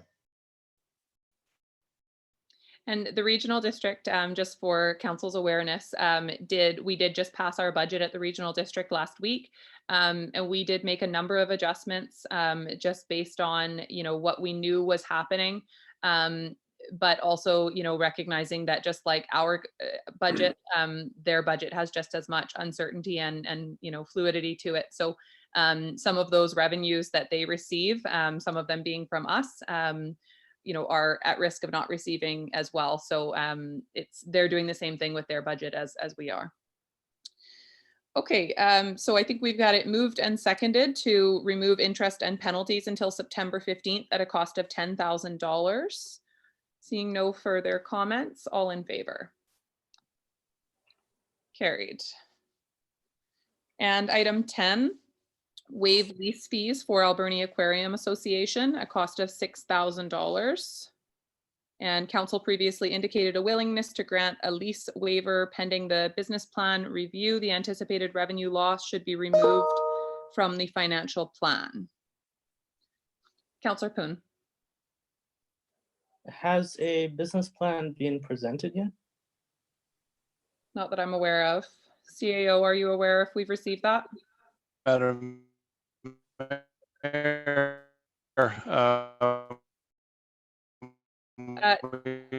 can anyone here? Okay, Aquatic hang on a Association, second, Tim. AAA. Tim, just a second. Can everyone else mute their screen, you're coming through very, very poorly, Tim. Yeah, Try thank you. again. I just had a flash that my internet connection was unstable. Is that better? Yeah. Good. So we did receive a business plan last week and gave some input back and made some suggestions for how they could improve it for council's ability to basically understand what they're proposing. And just this morning received that back again. So we anticipate it'll be on your agenda on the agenda for your April 14th meeting next Monday. Okay, and I mean, I certainly I look forward to seeing that. Like you know, many businesses in the community are currently having to close down and figure out how they're going to cover their losses over this time and their ongoing costs. I am even more concerned about the aquarium's ability to do that, already being in not a good financial situation. So I'm not sure if that makes me more willing to help or less willing to help. But I think it's something that we're going to have to give a lot of consideration to, because it's one thing to waive revenues when they're looking to waive lease costs when they're looking to use that to get ahead and get started. But it's another thing when we're going to waive lease costs and they're going to have no revenue because the tourist season is probably lost.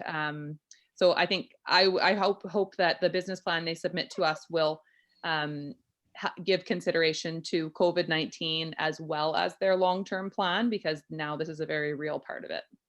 So CAO, I'm not sure if it does reflect changes for COVID-19 at all, but I'll be curious at least to know how they're going to get through starting up, trying to be financially viable and weathering COVID-19.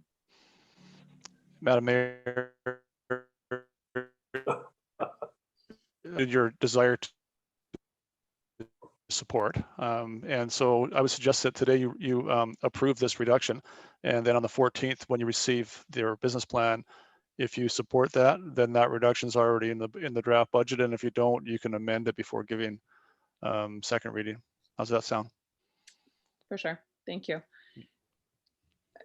Councillor Poon, did you have a comment? No, I don't. Thank you. Okay, Councillor Solda. Yeah, Madam Mayor, I'm just curious to know from our CAO there if the upstairs was rented or not rented, or are they utilizing it as the aquarium? Do you have any feedback on that? Yeah, Madam Mayor, there was a question earlier a week or two ago about whether or not the proposal was to rent or sublet a portion of the space, the upstairs portion. And rather than, if it's okay with council, rather than get into the details of the proposal, I think it's best that you see their proposal in its entirety. Yeah, if that's okay. It'll be in your agenda Thursday when it goes public for Monday.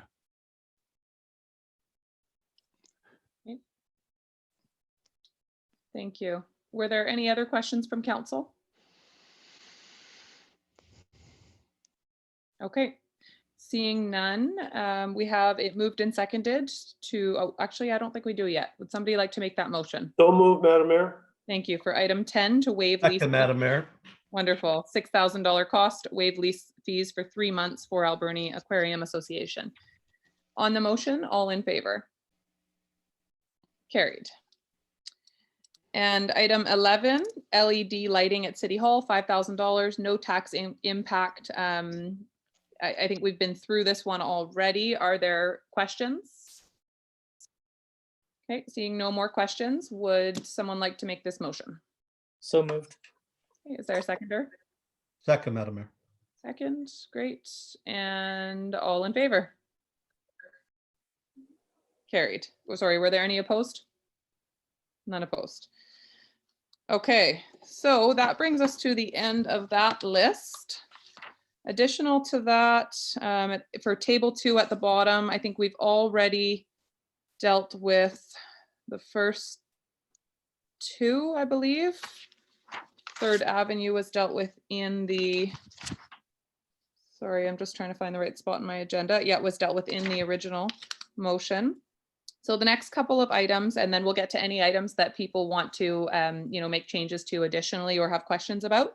The next item is steam locomotive and passenger cars, option 2. So it says here contingency reserve. Now this hasn't been, if I understand correctly, this has not been put into our budget because we made it as a recommendation at our last committee of the whole meeting. So is this suggesting that we put it into our budget?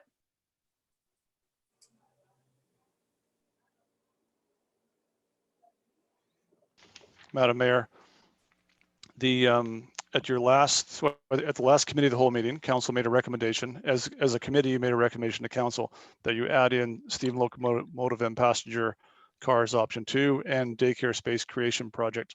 So neither of those are currently in the budget, and they're before you now to consider to put them in or not.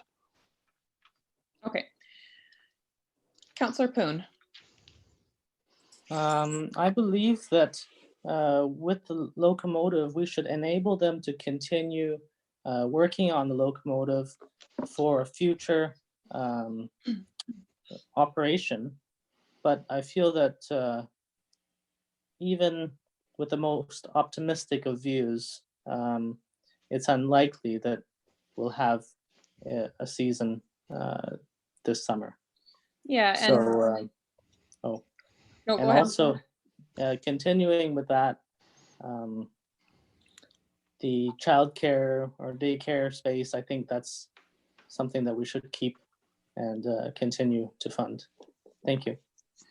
Thank you. So I did just want to share that I did, and the CAO may have something to add to this as well, but I did speak with at least a couple of members of IHS over the weekend, and they recognize that this tourism season is likely lost, and you know, that it would be very challenging to run this operation this season. So my suggestion was going to be that we keep enough funds in the budget to do the track repair that needs to be done and finish the work on the steam train. And I would also propose that we put a small amount of money in the budget for work to be done on the business plan, actually laying out what are the dates going to be that they're going to run, what are the prices, figuring out where they're going to market, what type of marketing they're going to do, and starting to actually get some of the graphics done so that when January 1st rolls around, they are actually ready to launch an advertising campaign to have a successful year next year, rather than kind of feeling like we're always a bit late. Let's use this time to get ahead. CAO, did you have comment? Madam Mayor, the city clerk received an email today over the lunch hour from Acting President Kevin Hunter, and I can read that in if you like. Sure. So Kevin writes, hello, Davina. Last Saturday, I had a chance discussion with Mayor Charminions and conversations with Tim Ply yesterday and today. From these conversations and input from some of our directors, we formulated our budget for 2020. Both Shari and I agree that it looks like our train season is quickly slipping away. Shari suggested we get the train ready for next season, which entails running to the McLean Mill. This budget is based on not running the train this year and focusing on repairing the number 7 steam locomotive and installing more railway ties. As discussed with Tim, there are 3 infrastructure items that the city must address: a floating railway tie at Dunbar Street, a bent rail on Athol Street, and bridge repairs on the small trestle on Dry Creek. None of us know the cost of these repairs. I have an outstanding request from Southern Rail for these repairs. Tim suggested that since we do not have any supporting documentation for these repairs, and I would say that's around supporting the cost estimate, Kevin says then we should not include them in our budget. These items may have to be funded later in 2020 or by May of 2021. Our budget request for 2020 is $48,000. So IHS has requested $48,000 to focus on repairing the number 7 steam locomotives and installing more railway ties. Thank you. Are there questions or comments on that? Councillor Haggard, and then Councillor Solda, and then Councillor Washington. And then Thank you, Madam Mayor. This question is probably for the CAO. He might know. I looked back at the last meeting when they presented their updated budget, and their option was, one of their options was $30,000 for equipment servicing and some track maintenance. So have they upped their track maintenance to raise their budget up to $48,000? Madam Mayor, Council, I'm not sure what's changed from the 30 to 48, but today they're asking for 48,000 for and I quote, repairing the number 7 steam locomotive and installing more railway ties. So I'm not sure what's changed, or if that's a broader scope of work. And unfortunately, the timing is what it is, and we're not able to hear from them directly at this meeting. Councillor Washington. Thank you, Madam Mayor. I don't foresee a train season, but I'd like to see these boys get everything back in track, pardon the pun. You have to realize that they're taking care of mostly our stuff. So I think it started out as a little bit of a fun thing, and then it was getting pretty serious for them. But I think they need all the help they can get so that we can have a destination in 2021. Thank you. Councillor Paulson. Just a point of clarification, this item and the daycare spaces item is from contingency reserve. This is not a current year taxable item. Am I correct there? Yes, that's correct. Okay.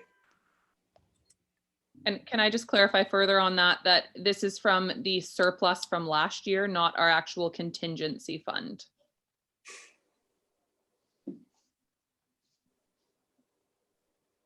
Okay. Okay, I have Councillor Solda and then Councillor Poon and then Councillor Corbeil, I believe. Madam Mayor, regarding the money that they want and the increased, there's also, you had mentioned about the business plan and that, which was, I mean, now that costs money, and to get it ready and the PR and just have everything ready. So when they're ready to launch, they're ready to launch. So I can see that why the increase is there. So I have no problem supporting that, just to bring that forward. Thank you.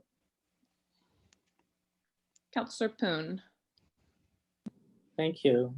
Yeah, I support your perspective, Madam Mayor, and I think we should move that option to reduce,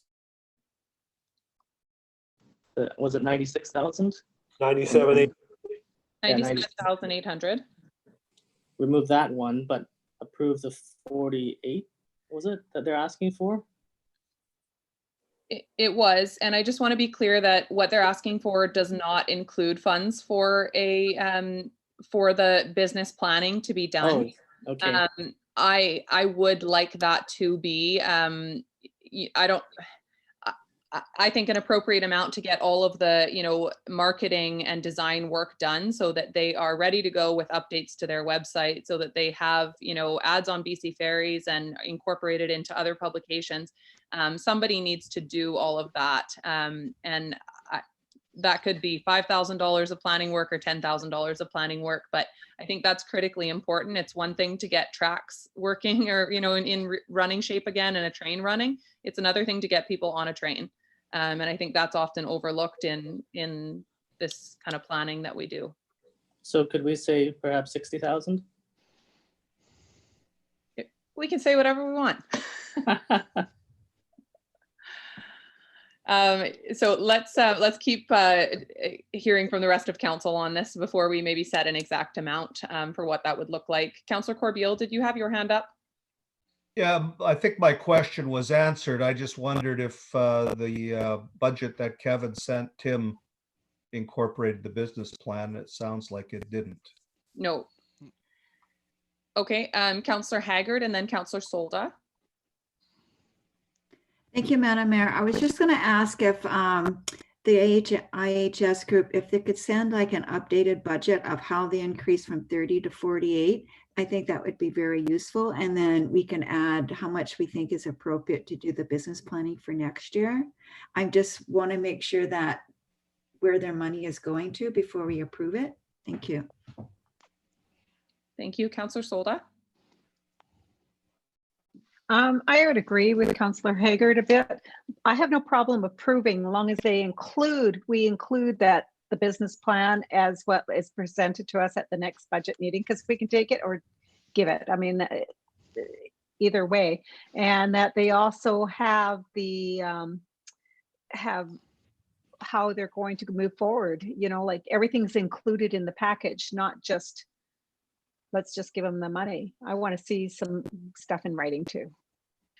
Yeah, and I would really like to ensure that if we increase the budget, that those funds are specifically to be used for marketing and planning, and absolutely for nothing else. I think it's really easy when you're working on a project that you care a lot about, which is, you know, fixing the tracks and fixing the train, to end up, you know, using all of the funds that you have for that purpose. And I just don't think that that is going to build a successful operation. I think the value of actually marketing needs to be realized, and we need to invest in that work if we want to have a successful train operation in our community. Okay, so, oh, Councillor Haggard. Further to that, maybe we could just add to them that if they receive funding, that we want to get a financial statement returned to us along with the marketing plan as well. Thank you. Sure, thank you. Okay, so I'm going to make a motion here that so the 97,000 is not in our budget, so we don't have to take it out. So I'm going to make a motion that subject to receiving further explanation, we approve $48,000 for train and track repair and $10,000 for specifically to be used for marketing and business planning from contingency reserve. I'll second that. Second, Madam Mayor. Okay, and we can request further information, but just to have these numbers in the budget. Okay, any further comments? Councillor Paulson. Well, just your motion, I'm totally in favor of your motion, but I think we need to visually see a revised business plan and costing as to Councillor Haggard's question, and the $10,000. Maybe that's over or under, but I think it's a good figure. So just pending a revised plan based on the email that Tim read to us. Absolutely. Councillor Washington. Thank you, Madam Mayor. I'm just curious on table 2, where did the director get the $97,800 number from if we haven't already received a budget? That was the recommendation that Committee of the Whole made to Council at our last COW meeting. So that was option 2, which was a limited service. So we made a recommendation to put that into our budget, but we never approved that recommendation as a council because now everything's changed. So I think that's where that number was coming from, was Council's previous direction. And now we're reevaluating that there's not going to be a train season this year. Okay, so seeing no further questions or comments on the motion, all in favor? None opposed, carried. And the next item we have here is Daycare Spaces Creation Fund. So we had, similar to the last item, we had previously recommended through a Committee of the Whole meeting to Council that we include $76,930 in our 5-year financial plan to be used for the contractors who were going to do the design work and planning for the daycare spaces creation grant application that we're going to be applying for. I think that this is an and of course council has not ratified that because it didn't come to a regular meeting of council yet.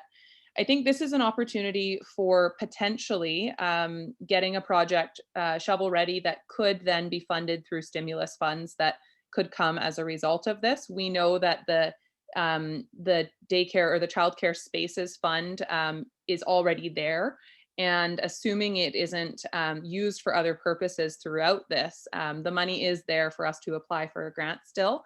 I'll let council know as well that I have reached out to MLA Scott Fraser directly to ask if there have been any changes to that fund or if it is still existing and still anticipated to be taking applications. But we do know that this government has set childcare spaces as a high priority. So I think that even if we did see a temporary, slow in the distribution of those funds, I do think that this is an area where stimulus will be focused because it's one of their main priorities. CAO, do you have any thoughts on that? And we haven't heard back from Scott Fraser yet. He is looking into it, but he hasn't received information back yet if there's been any changes to it. No, Madam Mayor, I have no information or feedback or intel as to whether that grant will proceed or not.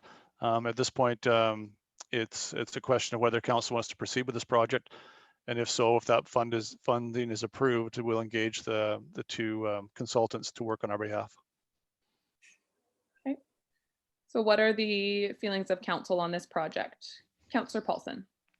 I'd like to move that we leave the amount of 76,930 in our contingency reserve, but also pending feedback from the contractor, making sure that they're not being hampered in any way due to today's circumstances with COVID-19. I'm sure they can do most of their work ahead of time, but I want to make sure that there's no showstoppers for them. Yep, I think that's a great point. There's, okay, seconded by Councillor Solda. Councillor Solda, did you have a comment also? Okay, Councillor Haggard. I was just going to make the comment that this project is not only going to fill the much needed service in our community, but again, it's also going to create employment and use the services in our business from buying supplies, etc. So I think it's a great project, and I think we need to move forward with it. Yeah, and just to remind council, but also any public who are watching, the expectation for this project is that it would be 100% funded. The actual construction and further planning after this initial investment, it would be 100% funded by the provincial government. The BC government has a program for up to $4 million funding to create childcare spaces. So it's a very lucrative grant opportunity if we are able to get it. Okay, seeing no more comments, unless I've missed anyone. Nobody's waving their hand. So on the motion, all in favor? Carried. And we have dealt with City Hall LED, so that's taken care of. So I don't think, unless I'm missing anything, that there's anything written onto the agenda left for us to consider, aside from, of course, the correspondence. CAO, did you have something else to add? Madam Mayor, I'll defer to Mr. McGifford on this, but I believe that the decision that you've tentatively made on rail leaves $39,800 unallocated, and maybe Mr. McGifford could speak to that. Okay. Yeah, so with the unfunded or unallocated funding, we can just leave that into the contingency for other purposes that are available throughout the year should we need that. So these are the surplus funds from last year. Is that what you're meaning? That's correct. Okay. Okay, I understand. Okay. Council, are there other questions generally on budget or items that you would like to have reviewed, or Councillor Paulson? This is kind of outside of the discussions for today, but I'm just inquiring with regards to our investment portfolio RFP. One of the companies has reached out to me to see where we're at with that process. And I still have some concerns, and I know that I've forwarded some emails over the last month or 6 weeks with regards to the investment portfolio and its security, and even some of the stuff that's ironclad probably aren't as safe as we thought they were 6 months ago. And you know, we've got a significant amount of money in investment portfolios, and I just want to make sure that we're covered off. The CAO and finance director have placated me somewhat with that, but I just want to make sure that there's some stuff that may be in jeopardy with the financial situation in the world the way it is, and I just want to make sure that we're covered. And just wondering where we're at with the RFP. CAO. Madam Mayor, it's challenging for staff to respond to input council's receiving externally. So council, if you're receiving input, especially for receiving input from people who have submitted proposals to our process, I find that troubling, first of all. Secondly, bring us those details and we'll look at those details. But for us to chase ghost comments is really problematic. And I'll refer to Mr. McGifford if he has other comments. These are only comments that I received from my own personal advisor. Thank you. Andrew, any thoughts on that? Yeah, no other comments. I mean, I think we've addressed the concerns that council has brought forward regarding our investments. We ensure that our investments are all very low risk and including full coverage as far as insurance for all our deposits. And we exclude any amounts or any opportunities outside of that. So, you know, our investments are very low risk in their GICs. So Thank you for that. Mine are probably at higher risk than the cities are. I'm assured of that. Just wonder where we're at with the RFP process. yes, and the RFP, I haven't been brought up to speed on where we are exactly with that. We've been focused on obviously the financial plan and the year end. But I know that we've undertaken that. We've had the proponents reach out to us, and we'll get to this as soon as we can once we complete the statutory requirements.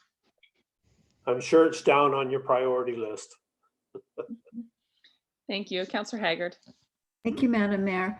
I have a question on a line item in the budget from the 2019 actual versus the 2019 budget. Is this the appropriate time to ask that question, or do you like me to wait till later at another time? This is a great time. Okay.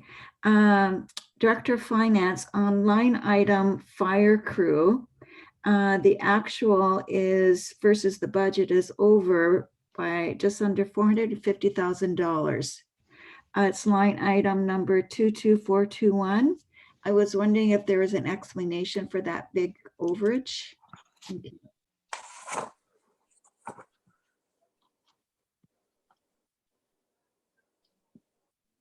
On page 6 of the budget. I have a guess. I'll just keep it to myself and see if I'm right. Madam Mayor, Mr. McGifford, having just started with us, might not have that information at his fingertips, and I suspect your guess is pretty accurate. You want to try it on? My guess is that it's retro pay.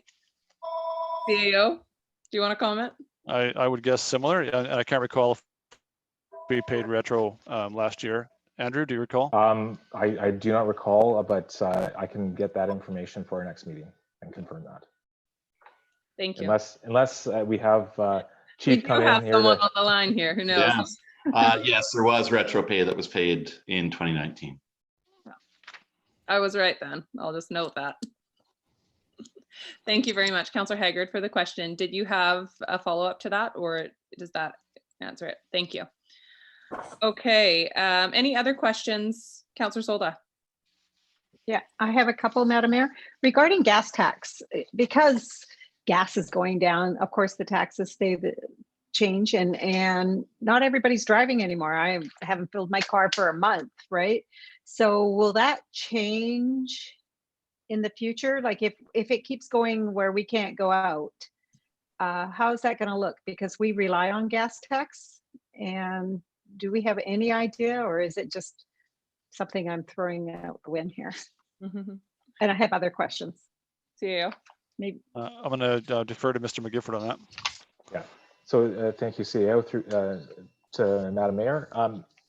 I don't recall exactly when the agreement for UBCM and our gas tax funding is, but they made the commitment, I believe, to 2024 for gas tax amounts.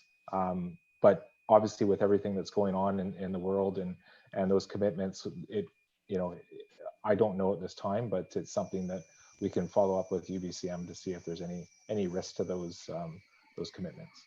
It's just that there's a lot of projects are counting on the gas tax. So I would hate to see our infrastructure projects and stuff like that go out the wind because of what's happening in the world, unfortunately. I just want us to be safe. And the next is on page 4 regarding the increase in the, will that have changed quite a bit with the business tax and the homeowners residential tax? we have 5.9 and 5.9. So that'll come down once we adjust all the figures and everything. We had started at 4.3% increase to the average family home. So, and it will be down quite a bit from there. And I'm not sure if the director of finance will be able to give me a number or give us a number of where we're at today, or if that will come to our next meeting of council. Okay. It's in our paperwork saying 5.9, 5.9, just. Yeah. And of course, we've made a number of Adjustments. changes today. Yep. And another question. It's on page 6, and it's the 220 funding allocations. It says McLean Mill 160. 229. How did we get to that total? I thought it was 150. So I'm just kind of curious to know where that total came from. CAO, could you comment on that? And I did have a question here about McLean Mill contract as well. And that's on page 6, oh, is it? Sorry. Yeah. I have the paperwork, so it's not on your, it'd probably be, I don't know what page on your computer screen. And also a lot of this fund is on, it's to do with the community gaming fund. So without the community gaming fund, McLean's Mill Visitors Center funding, economic development, and the investments all on there. So how are we going to deal with that if our gaming goes down here? It's just before you get to this page. All these pages. Although we have already accounted for a reduction in gaming revenues. So gaming revenues, while we might assign them to different pieces of the budget, it flows through to general revenue, and we've accounted for that change already. Okay, and also on page 1 of the financial plan here, does what I wrote a note here, doesn't this change because all of it is included? Oh, okay. So our debt interest, is it our interest? It looks like our debt is the same all the way through the years. Doesn't it change the interest in that throughout the years? And I know, like, I'm not a person that is, when it comes to debt, that's a lot of money, and but it stays the same. So I'm just kind of curious to know what's there. Maybe I'll look at that and come back to you. Okay, if you're able to answer that. Madam Mayor, if we can go back to the McLean Mill question. That would be great. I'm seeing in 2020, $40,000 for city expense at McLean Mill and $150,000 for the McLean Mill operator. Yeah, Councillor Solda, are you able to provide a line number that you're reading from? Because I can't find that either. Which one? The McLean's Mill? The McLean Mill number that you gave for 160 something. It's on right there. Okay, could you, okay. It's on page 6, and there's no line number. It's under the community gaming funding. Oh, I see. Okay, that's see. in the report. Gotcha. Yes. Yeah. So that maybe hasn't been updated. Okay. Because those numbers that's not what's in our actual financial plan. I know, and when I read that, I went, okay, that's changed, and I wasn't sure. So okay, I'll just leave that. That's it for now. Thank you. Andrew, it's in the draft bylaw, I believe, under allocation of gaming funds. Page 6 in that report. Okay. Yeah, and this is in regards to the reduction in the revenue that we would see from the gaming revenues. So that was included as mentioned in the in the options for council to consider. We still will fund these projects or these items, but now that we'll have to come through tax requisition because of the anticipated gaming revenues being decreased by 25%. Okay, it just wasn't clear. I wasn't sure about that. Thank you. Thank you, Madam Mayor. Okay, so I have a couple questions if I don't see any other hands up right now. So on McLean Mill, I do think that we need, and I know we've requested it, and I'm not sure if there's been progress on it yet, but we do need an updated budget back, and I would like to see changes made to our contract for this year. You know, given that there is not going to be a tourist season for this year, I know there are obligations that will remain, but CAO, are you able to comment on if there's work being done on that? Yes, Madam Mayor, I had a conversation with the chamber last week on this. We both reviewed our agreement, and it clearly sets out $150,000 for 2020 with a 12-month notice of termination, and no clause for unilateral reduction or changes. So we would have to negotiate if we wanted to make changes there. That being said, I let the chamber know that council would like to see a delegation and a presentation on their revised plan, and if possible, a revised budget. And they're aware of that, and they're aiming for the April 14th meeting of council. And not sure yet if that'll be a Zooming interaction or just a PowerPoint or a printed report, but we'll figure that over the next few days. I do think it's really important that we get a revised budget, and I think that should be a reduction to the 150,000. I understand that there will be costs still, and there will be reduced revenues for them also. But I think my expectation is we're not getting the same, no fault of theirs for sure, but there has to be a drastic change in what is happening there this year and what that looks like. And recognizing also, I want them to be able to prepare and do the work to have a very successful 2021. But we are having to make reductions everywhere. And that's another area where I think that I'm hoping they'll work with us on figuring out a plan to have a reduction there as well. And thank you for the hoping to work with us. I think that's the solution, is trying to work together on a solution. For sure, yeah. And I mean, I understand there's still going to be costs and there's going to be fewer opportunities for revenue, but just like everyone else has to reduce, I think we need to work with them to reduce as well. Councillor Solda, did you have a question on that? Not on that, but I have a question after we're finished this topic, please. Another item I would really like to see is some planning work done for this year for our key to key path.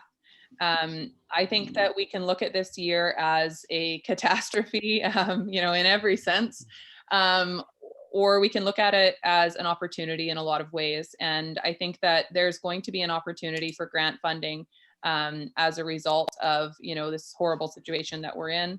And I think that we also are going to have an opportunity for some capacity for planning that we might not otherwise have.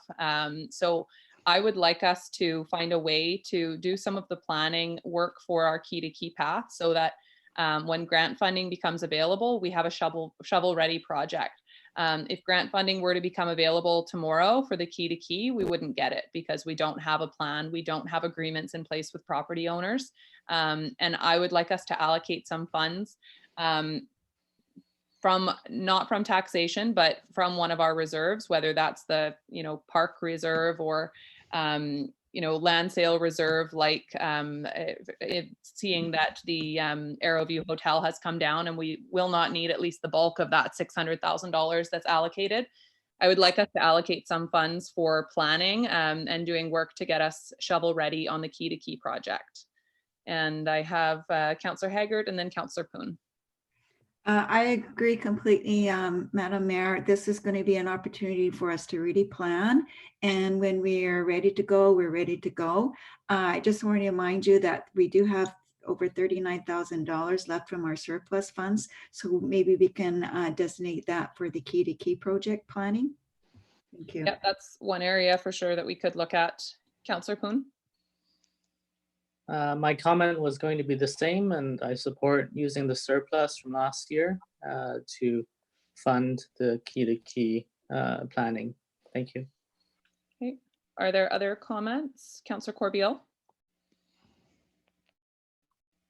Is that a place we could use existing staff to do some of the work? We're looking for, I think we'll be looking for employment opportunities for some of the staff. Could that be something that some of our staff could do? CEO. We'll certainly look to that. We might have some skills that in some of our displaced workers, given that most of our displaced workers or all of our displaced workers are in recreation, it won't be a natural fit, but we'll look at it and see if we can fit that in. Okay. Are there other questions or comments? Councillor Solda. Yeah. Okay. So I asked, will we be able to get the report for the next meeting on our debt, outstanding debt, and the motion that was made? Like, I can't remember how long ago. And we were supposed to get a report on that. I did mean comment specifically on the topic we're in the middle of talking about, but that's Oh, okay. I thought you meant anything else when you said anything else. Okay, do you want me to wait? Madam Mayor, sorry, when you said I would anything love else, I for you thought, to oh, wait, my yeah. opportunity. No, CAO, go ahead if you have an answer for Sorry. Again, I'm going to defer to the Director of Finance. that. Thank you. CEO, Madam Mayor, at this time, I have not had the opportunity. I've been working with the Deputy Director and trying to get certain things done for the statutory deadlines, but we'll try to get that. It'd be pretty tight to get that wrapped up and into council next week, but I'll see what I can do. Beyond that, yeah, the follow-up meeting, we'll try to aim for that one. Okay, because I think it's important that we all know what our debt is and how much we have left and everything that we can, our borrowing power there. Also, when I talk about debt, I found out where the question was on page 2 of the general revenue fund. There's a debt there, and it says that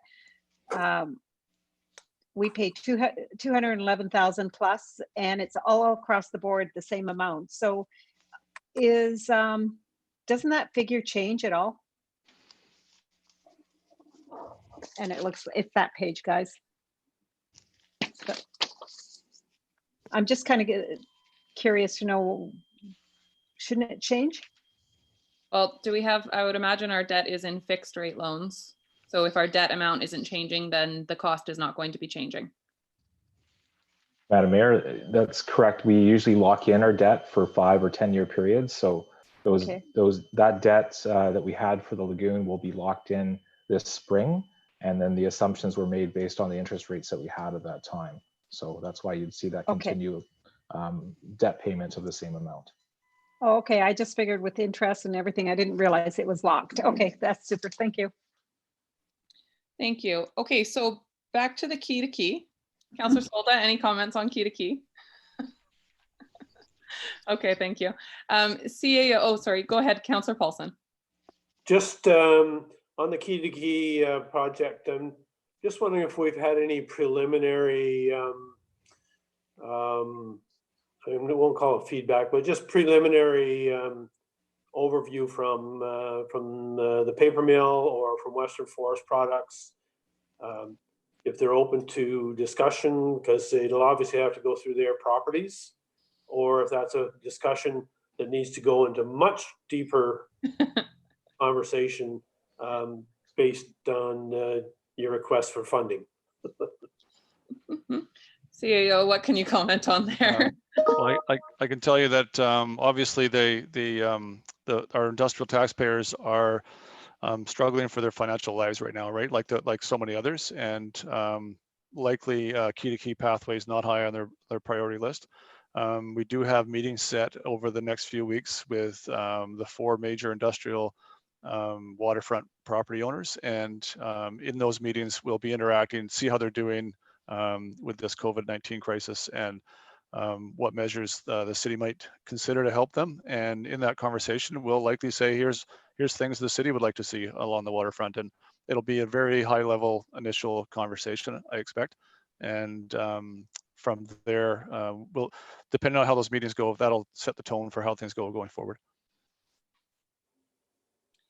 Thank you. CAO, can you comment on the 39,000 that's in our contingency, or that's available right now through the surplus, to avoid dipping into, specific taxation? Is that an adequate, amount to get started on some planning work? I know a lot of it is just time, but I'm just wondering, will that get us started on the work that we're wanting to? I think, Madam Mayor, that's a terrific start in terms of funding to engage consultants at a high level to start to even just scope out what some potential paths would be, and some of the early engagement and early hurdles. And I'd like to know what the Director of Finance thinks about the impact if Council was to commit those funds now at this point. Thank you, CEO. Madam Mayor, I think if Council wanted to commit that, it's no different than having the funds committed to the railway. at this time. There's no impact, and if council chooses, they could earmark those funds for that key-to-key project. Thank you. Okay, I think we've had discussion, but would anyone like to make a motion? Councillor Haggard. I'd like to make the motion that we reserve or designate that $39,000 that are currently in surplus funds, dedicate that to planning for our key-to-key project. Second. Thank you. Moved and seconded. Are there any further comments on this? Okay, seeing none, all in favor? Any opposed? None opposed. Oh, one opposed. You got to speak if you're going to be opposed to something, Councillor Paulson. Too late now, Davina? Thank you. That's fine. Just my personal opinion. Personal opinion. Okay, thank you. Are there any further items councillors would like to bring forward? Okay, seeing none. Back to our agenda. So that completes the unfinished business section. And so this will, I think it was stated that our budget will now come back to our next meeting of council. Sort of the plan for moving forward. On to correspondence for action. We have item 1 from the Alberni Harbor Quay merchants. I was confused because we said last agenda, but the letters on this agenda, an email dated March 30th, 2020 from the merchants at the Alberni Harbor Quay requesting either partial and or full reduction in rent during the duration of the COVID-19 pandemic and deferral of rent to be spread out over the remaining months on each business lease. Would somebody like to move receipt of this? And then I think the message is that there will be a report coming at the next meeting. I'll move, Madam Mayor. Second. Okay. And I would just comment on this, that we have a lot of businesses struggling in the community as a result of this. And I think we need to really be cautious about making sure that what we do here is equal and level to what other businesses who don't have the benefit of renting from the city will be receiving. And we want to really make sure that while we always want to help businesses during a time of need, we want to make sure we're not giving an advantage to businesses that lease from the city that other businesses don't get. So I'm sure that will be taken into consideration. Councillor Haggard. Thank you, Madam Mayor. I was just going to say, I think by deferring rent for, I would put a date on it for 3 months, probably. I think the city can be seen as leaders and encourage other lease owners that have tenants in their properties to maybe try and help out their business as much as they can. I know if you're a business and you have a mortgage on your property and you're leasing it out, perhaps it's more difficult, but try and really encourage to lease owners of properties to work with their tenants and do whatever they can to help these small businesses stay alive. And I think the city should be leaders in seeing as doing that as well as much as we can. I'm certainly not in favor of waiving any rents, but working with the tenants to maybe try and defer 3 months payments. Thank you. Thank you, Councillor Solda.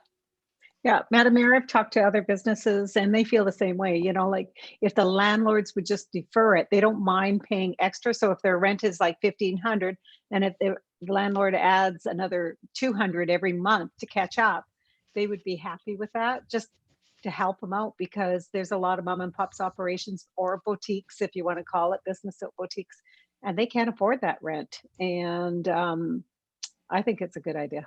Thank you. Thank you, Councillor Corbeil. Just a question. The federal government has provided assistance to rent for residential. Do we have any indication whether or not there's going to be any assistance for business? It's the provincial government that's provided rental assistance for residential renters. There's no indication at this point that there's going to be rental assistance specifically from government for commercial businesses, but there have been a number of other supports put in. But you know, rent is often, if you've laid off your staff, then rent is the big cost, and I know it's going to be a struggle for a lot of businesses. So I know that we are going to have more discussion about that, or I believe the intent was for us to have more discussion about this at our next council meeting. CAO, is that correct? Madam Mayor, there's a report coming for the next agenda, yes. So I think we can discuss options and how we want to help at the next council meeting. I think it's very reasonable for us to consider deferring rent. I don't think that it's reasonable personally in any way to waive any rent payments because or to get rid of actual rent, because I just don't think that other businesses will have the privilege of getting that. So I think we have to try to be fair as much as possible, but helpful. So we have it moved and seconded to just receive. Councillor Paulson? If somebody could refresh my memory with regards to small business, are they not eligible for $40,000 loan or grant plus 75% on wages? And on that loan or grant, I think 10,000 of it was forgivable, but I don't know the exact details. So I'm just kind of wondering where that applies for small business.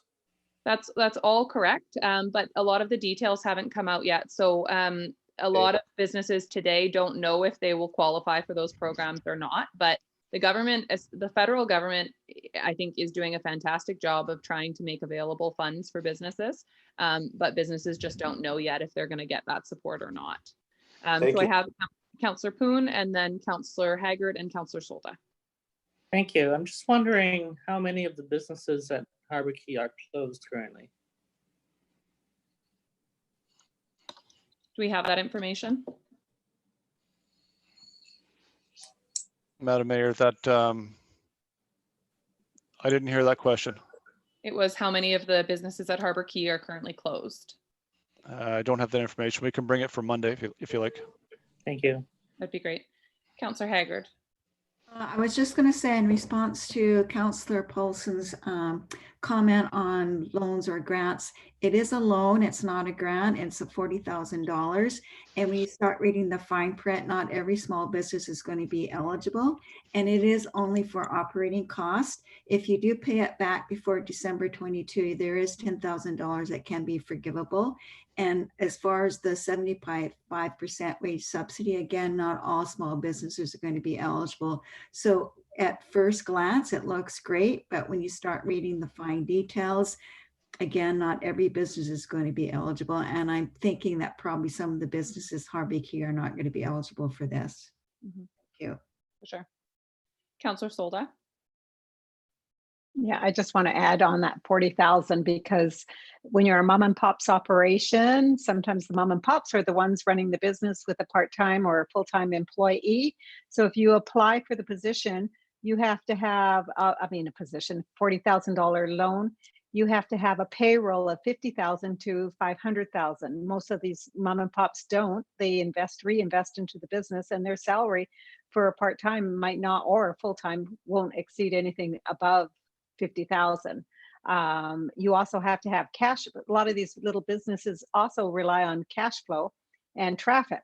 And if there's no traffic, because we're all at home, there's no cash flow. So there is a lot of these businesses in this community, and the 75% for the employee doesn't help them because they're closed. So what's that going to do for them? And they only have one employee. So totally agree with Councillor Haggard. There's a lot of businesses that will not move forward. And I know one business who has been out on the internet and he's saying he might have to close, and he's been here for 10 years in business, and it's really upsetting. So, but it's across the province. You can read the details all over the place. The Restaurant Association is having videos showing people that are in the same problem. Their restaurants are going to close.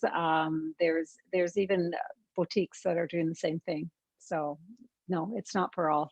And I agree, there's some really good deals for others, but not in this case. Thanks. Thank you. Okay, so on the motion to receive, and we will expect a report coming forward. All in favor? Carried. And item 2, we have an email dated March 26, 2020 from Peter Finch requesting council consider the proposed property tax increase, or sorry, reconsider the proposed property tax increase given the current economic conditions. Would somebody like to move receipt of that? So moved. Is there a second? Second, Madam Mayor. Thank you. And of course, we have reconsidered and made a lot of changes today, and still opportunity to make more if we need to. Okay, any further comments on that? Seeing none, all in favor? Carried. And that brings us to item D, question period. City Clerk, are there any questions that have been submitted? Madam Mayor, no questions have come in, and we've been watching live as the meeting has gone on. So, thank you. Okay, so with that, would somebody like to move adjournment? So moved. Second. Okay, great. All in favor? Carried. Thank you very much.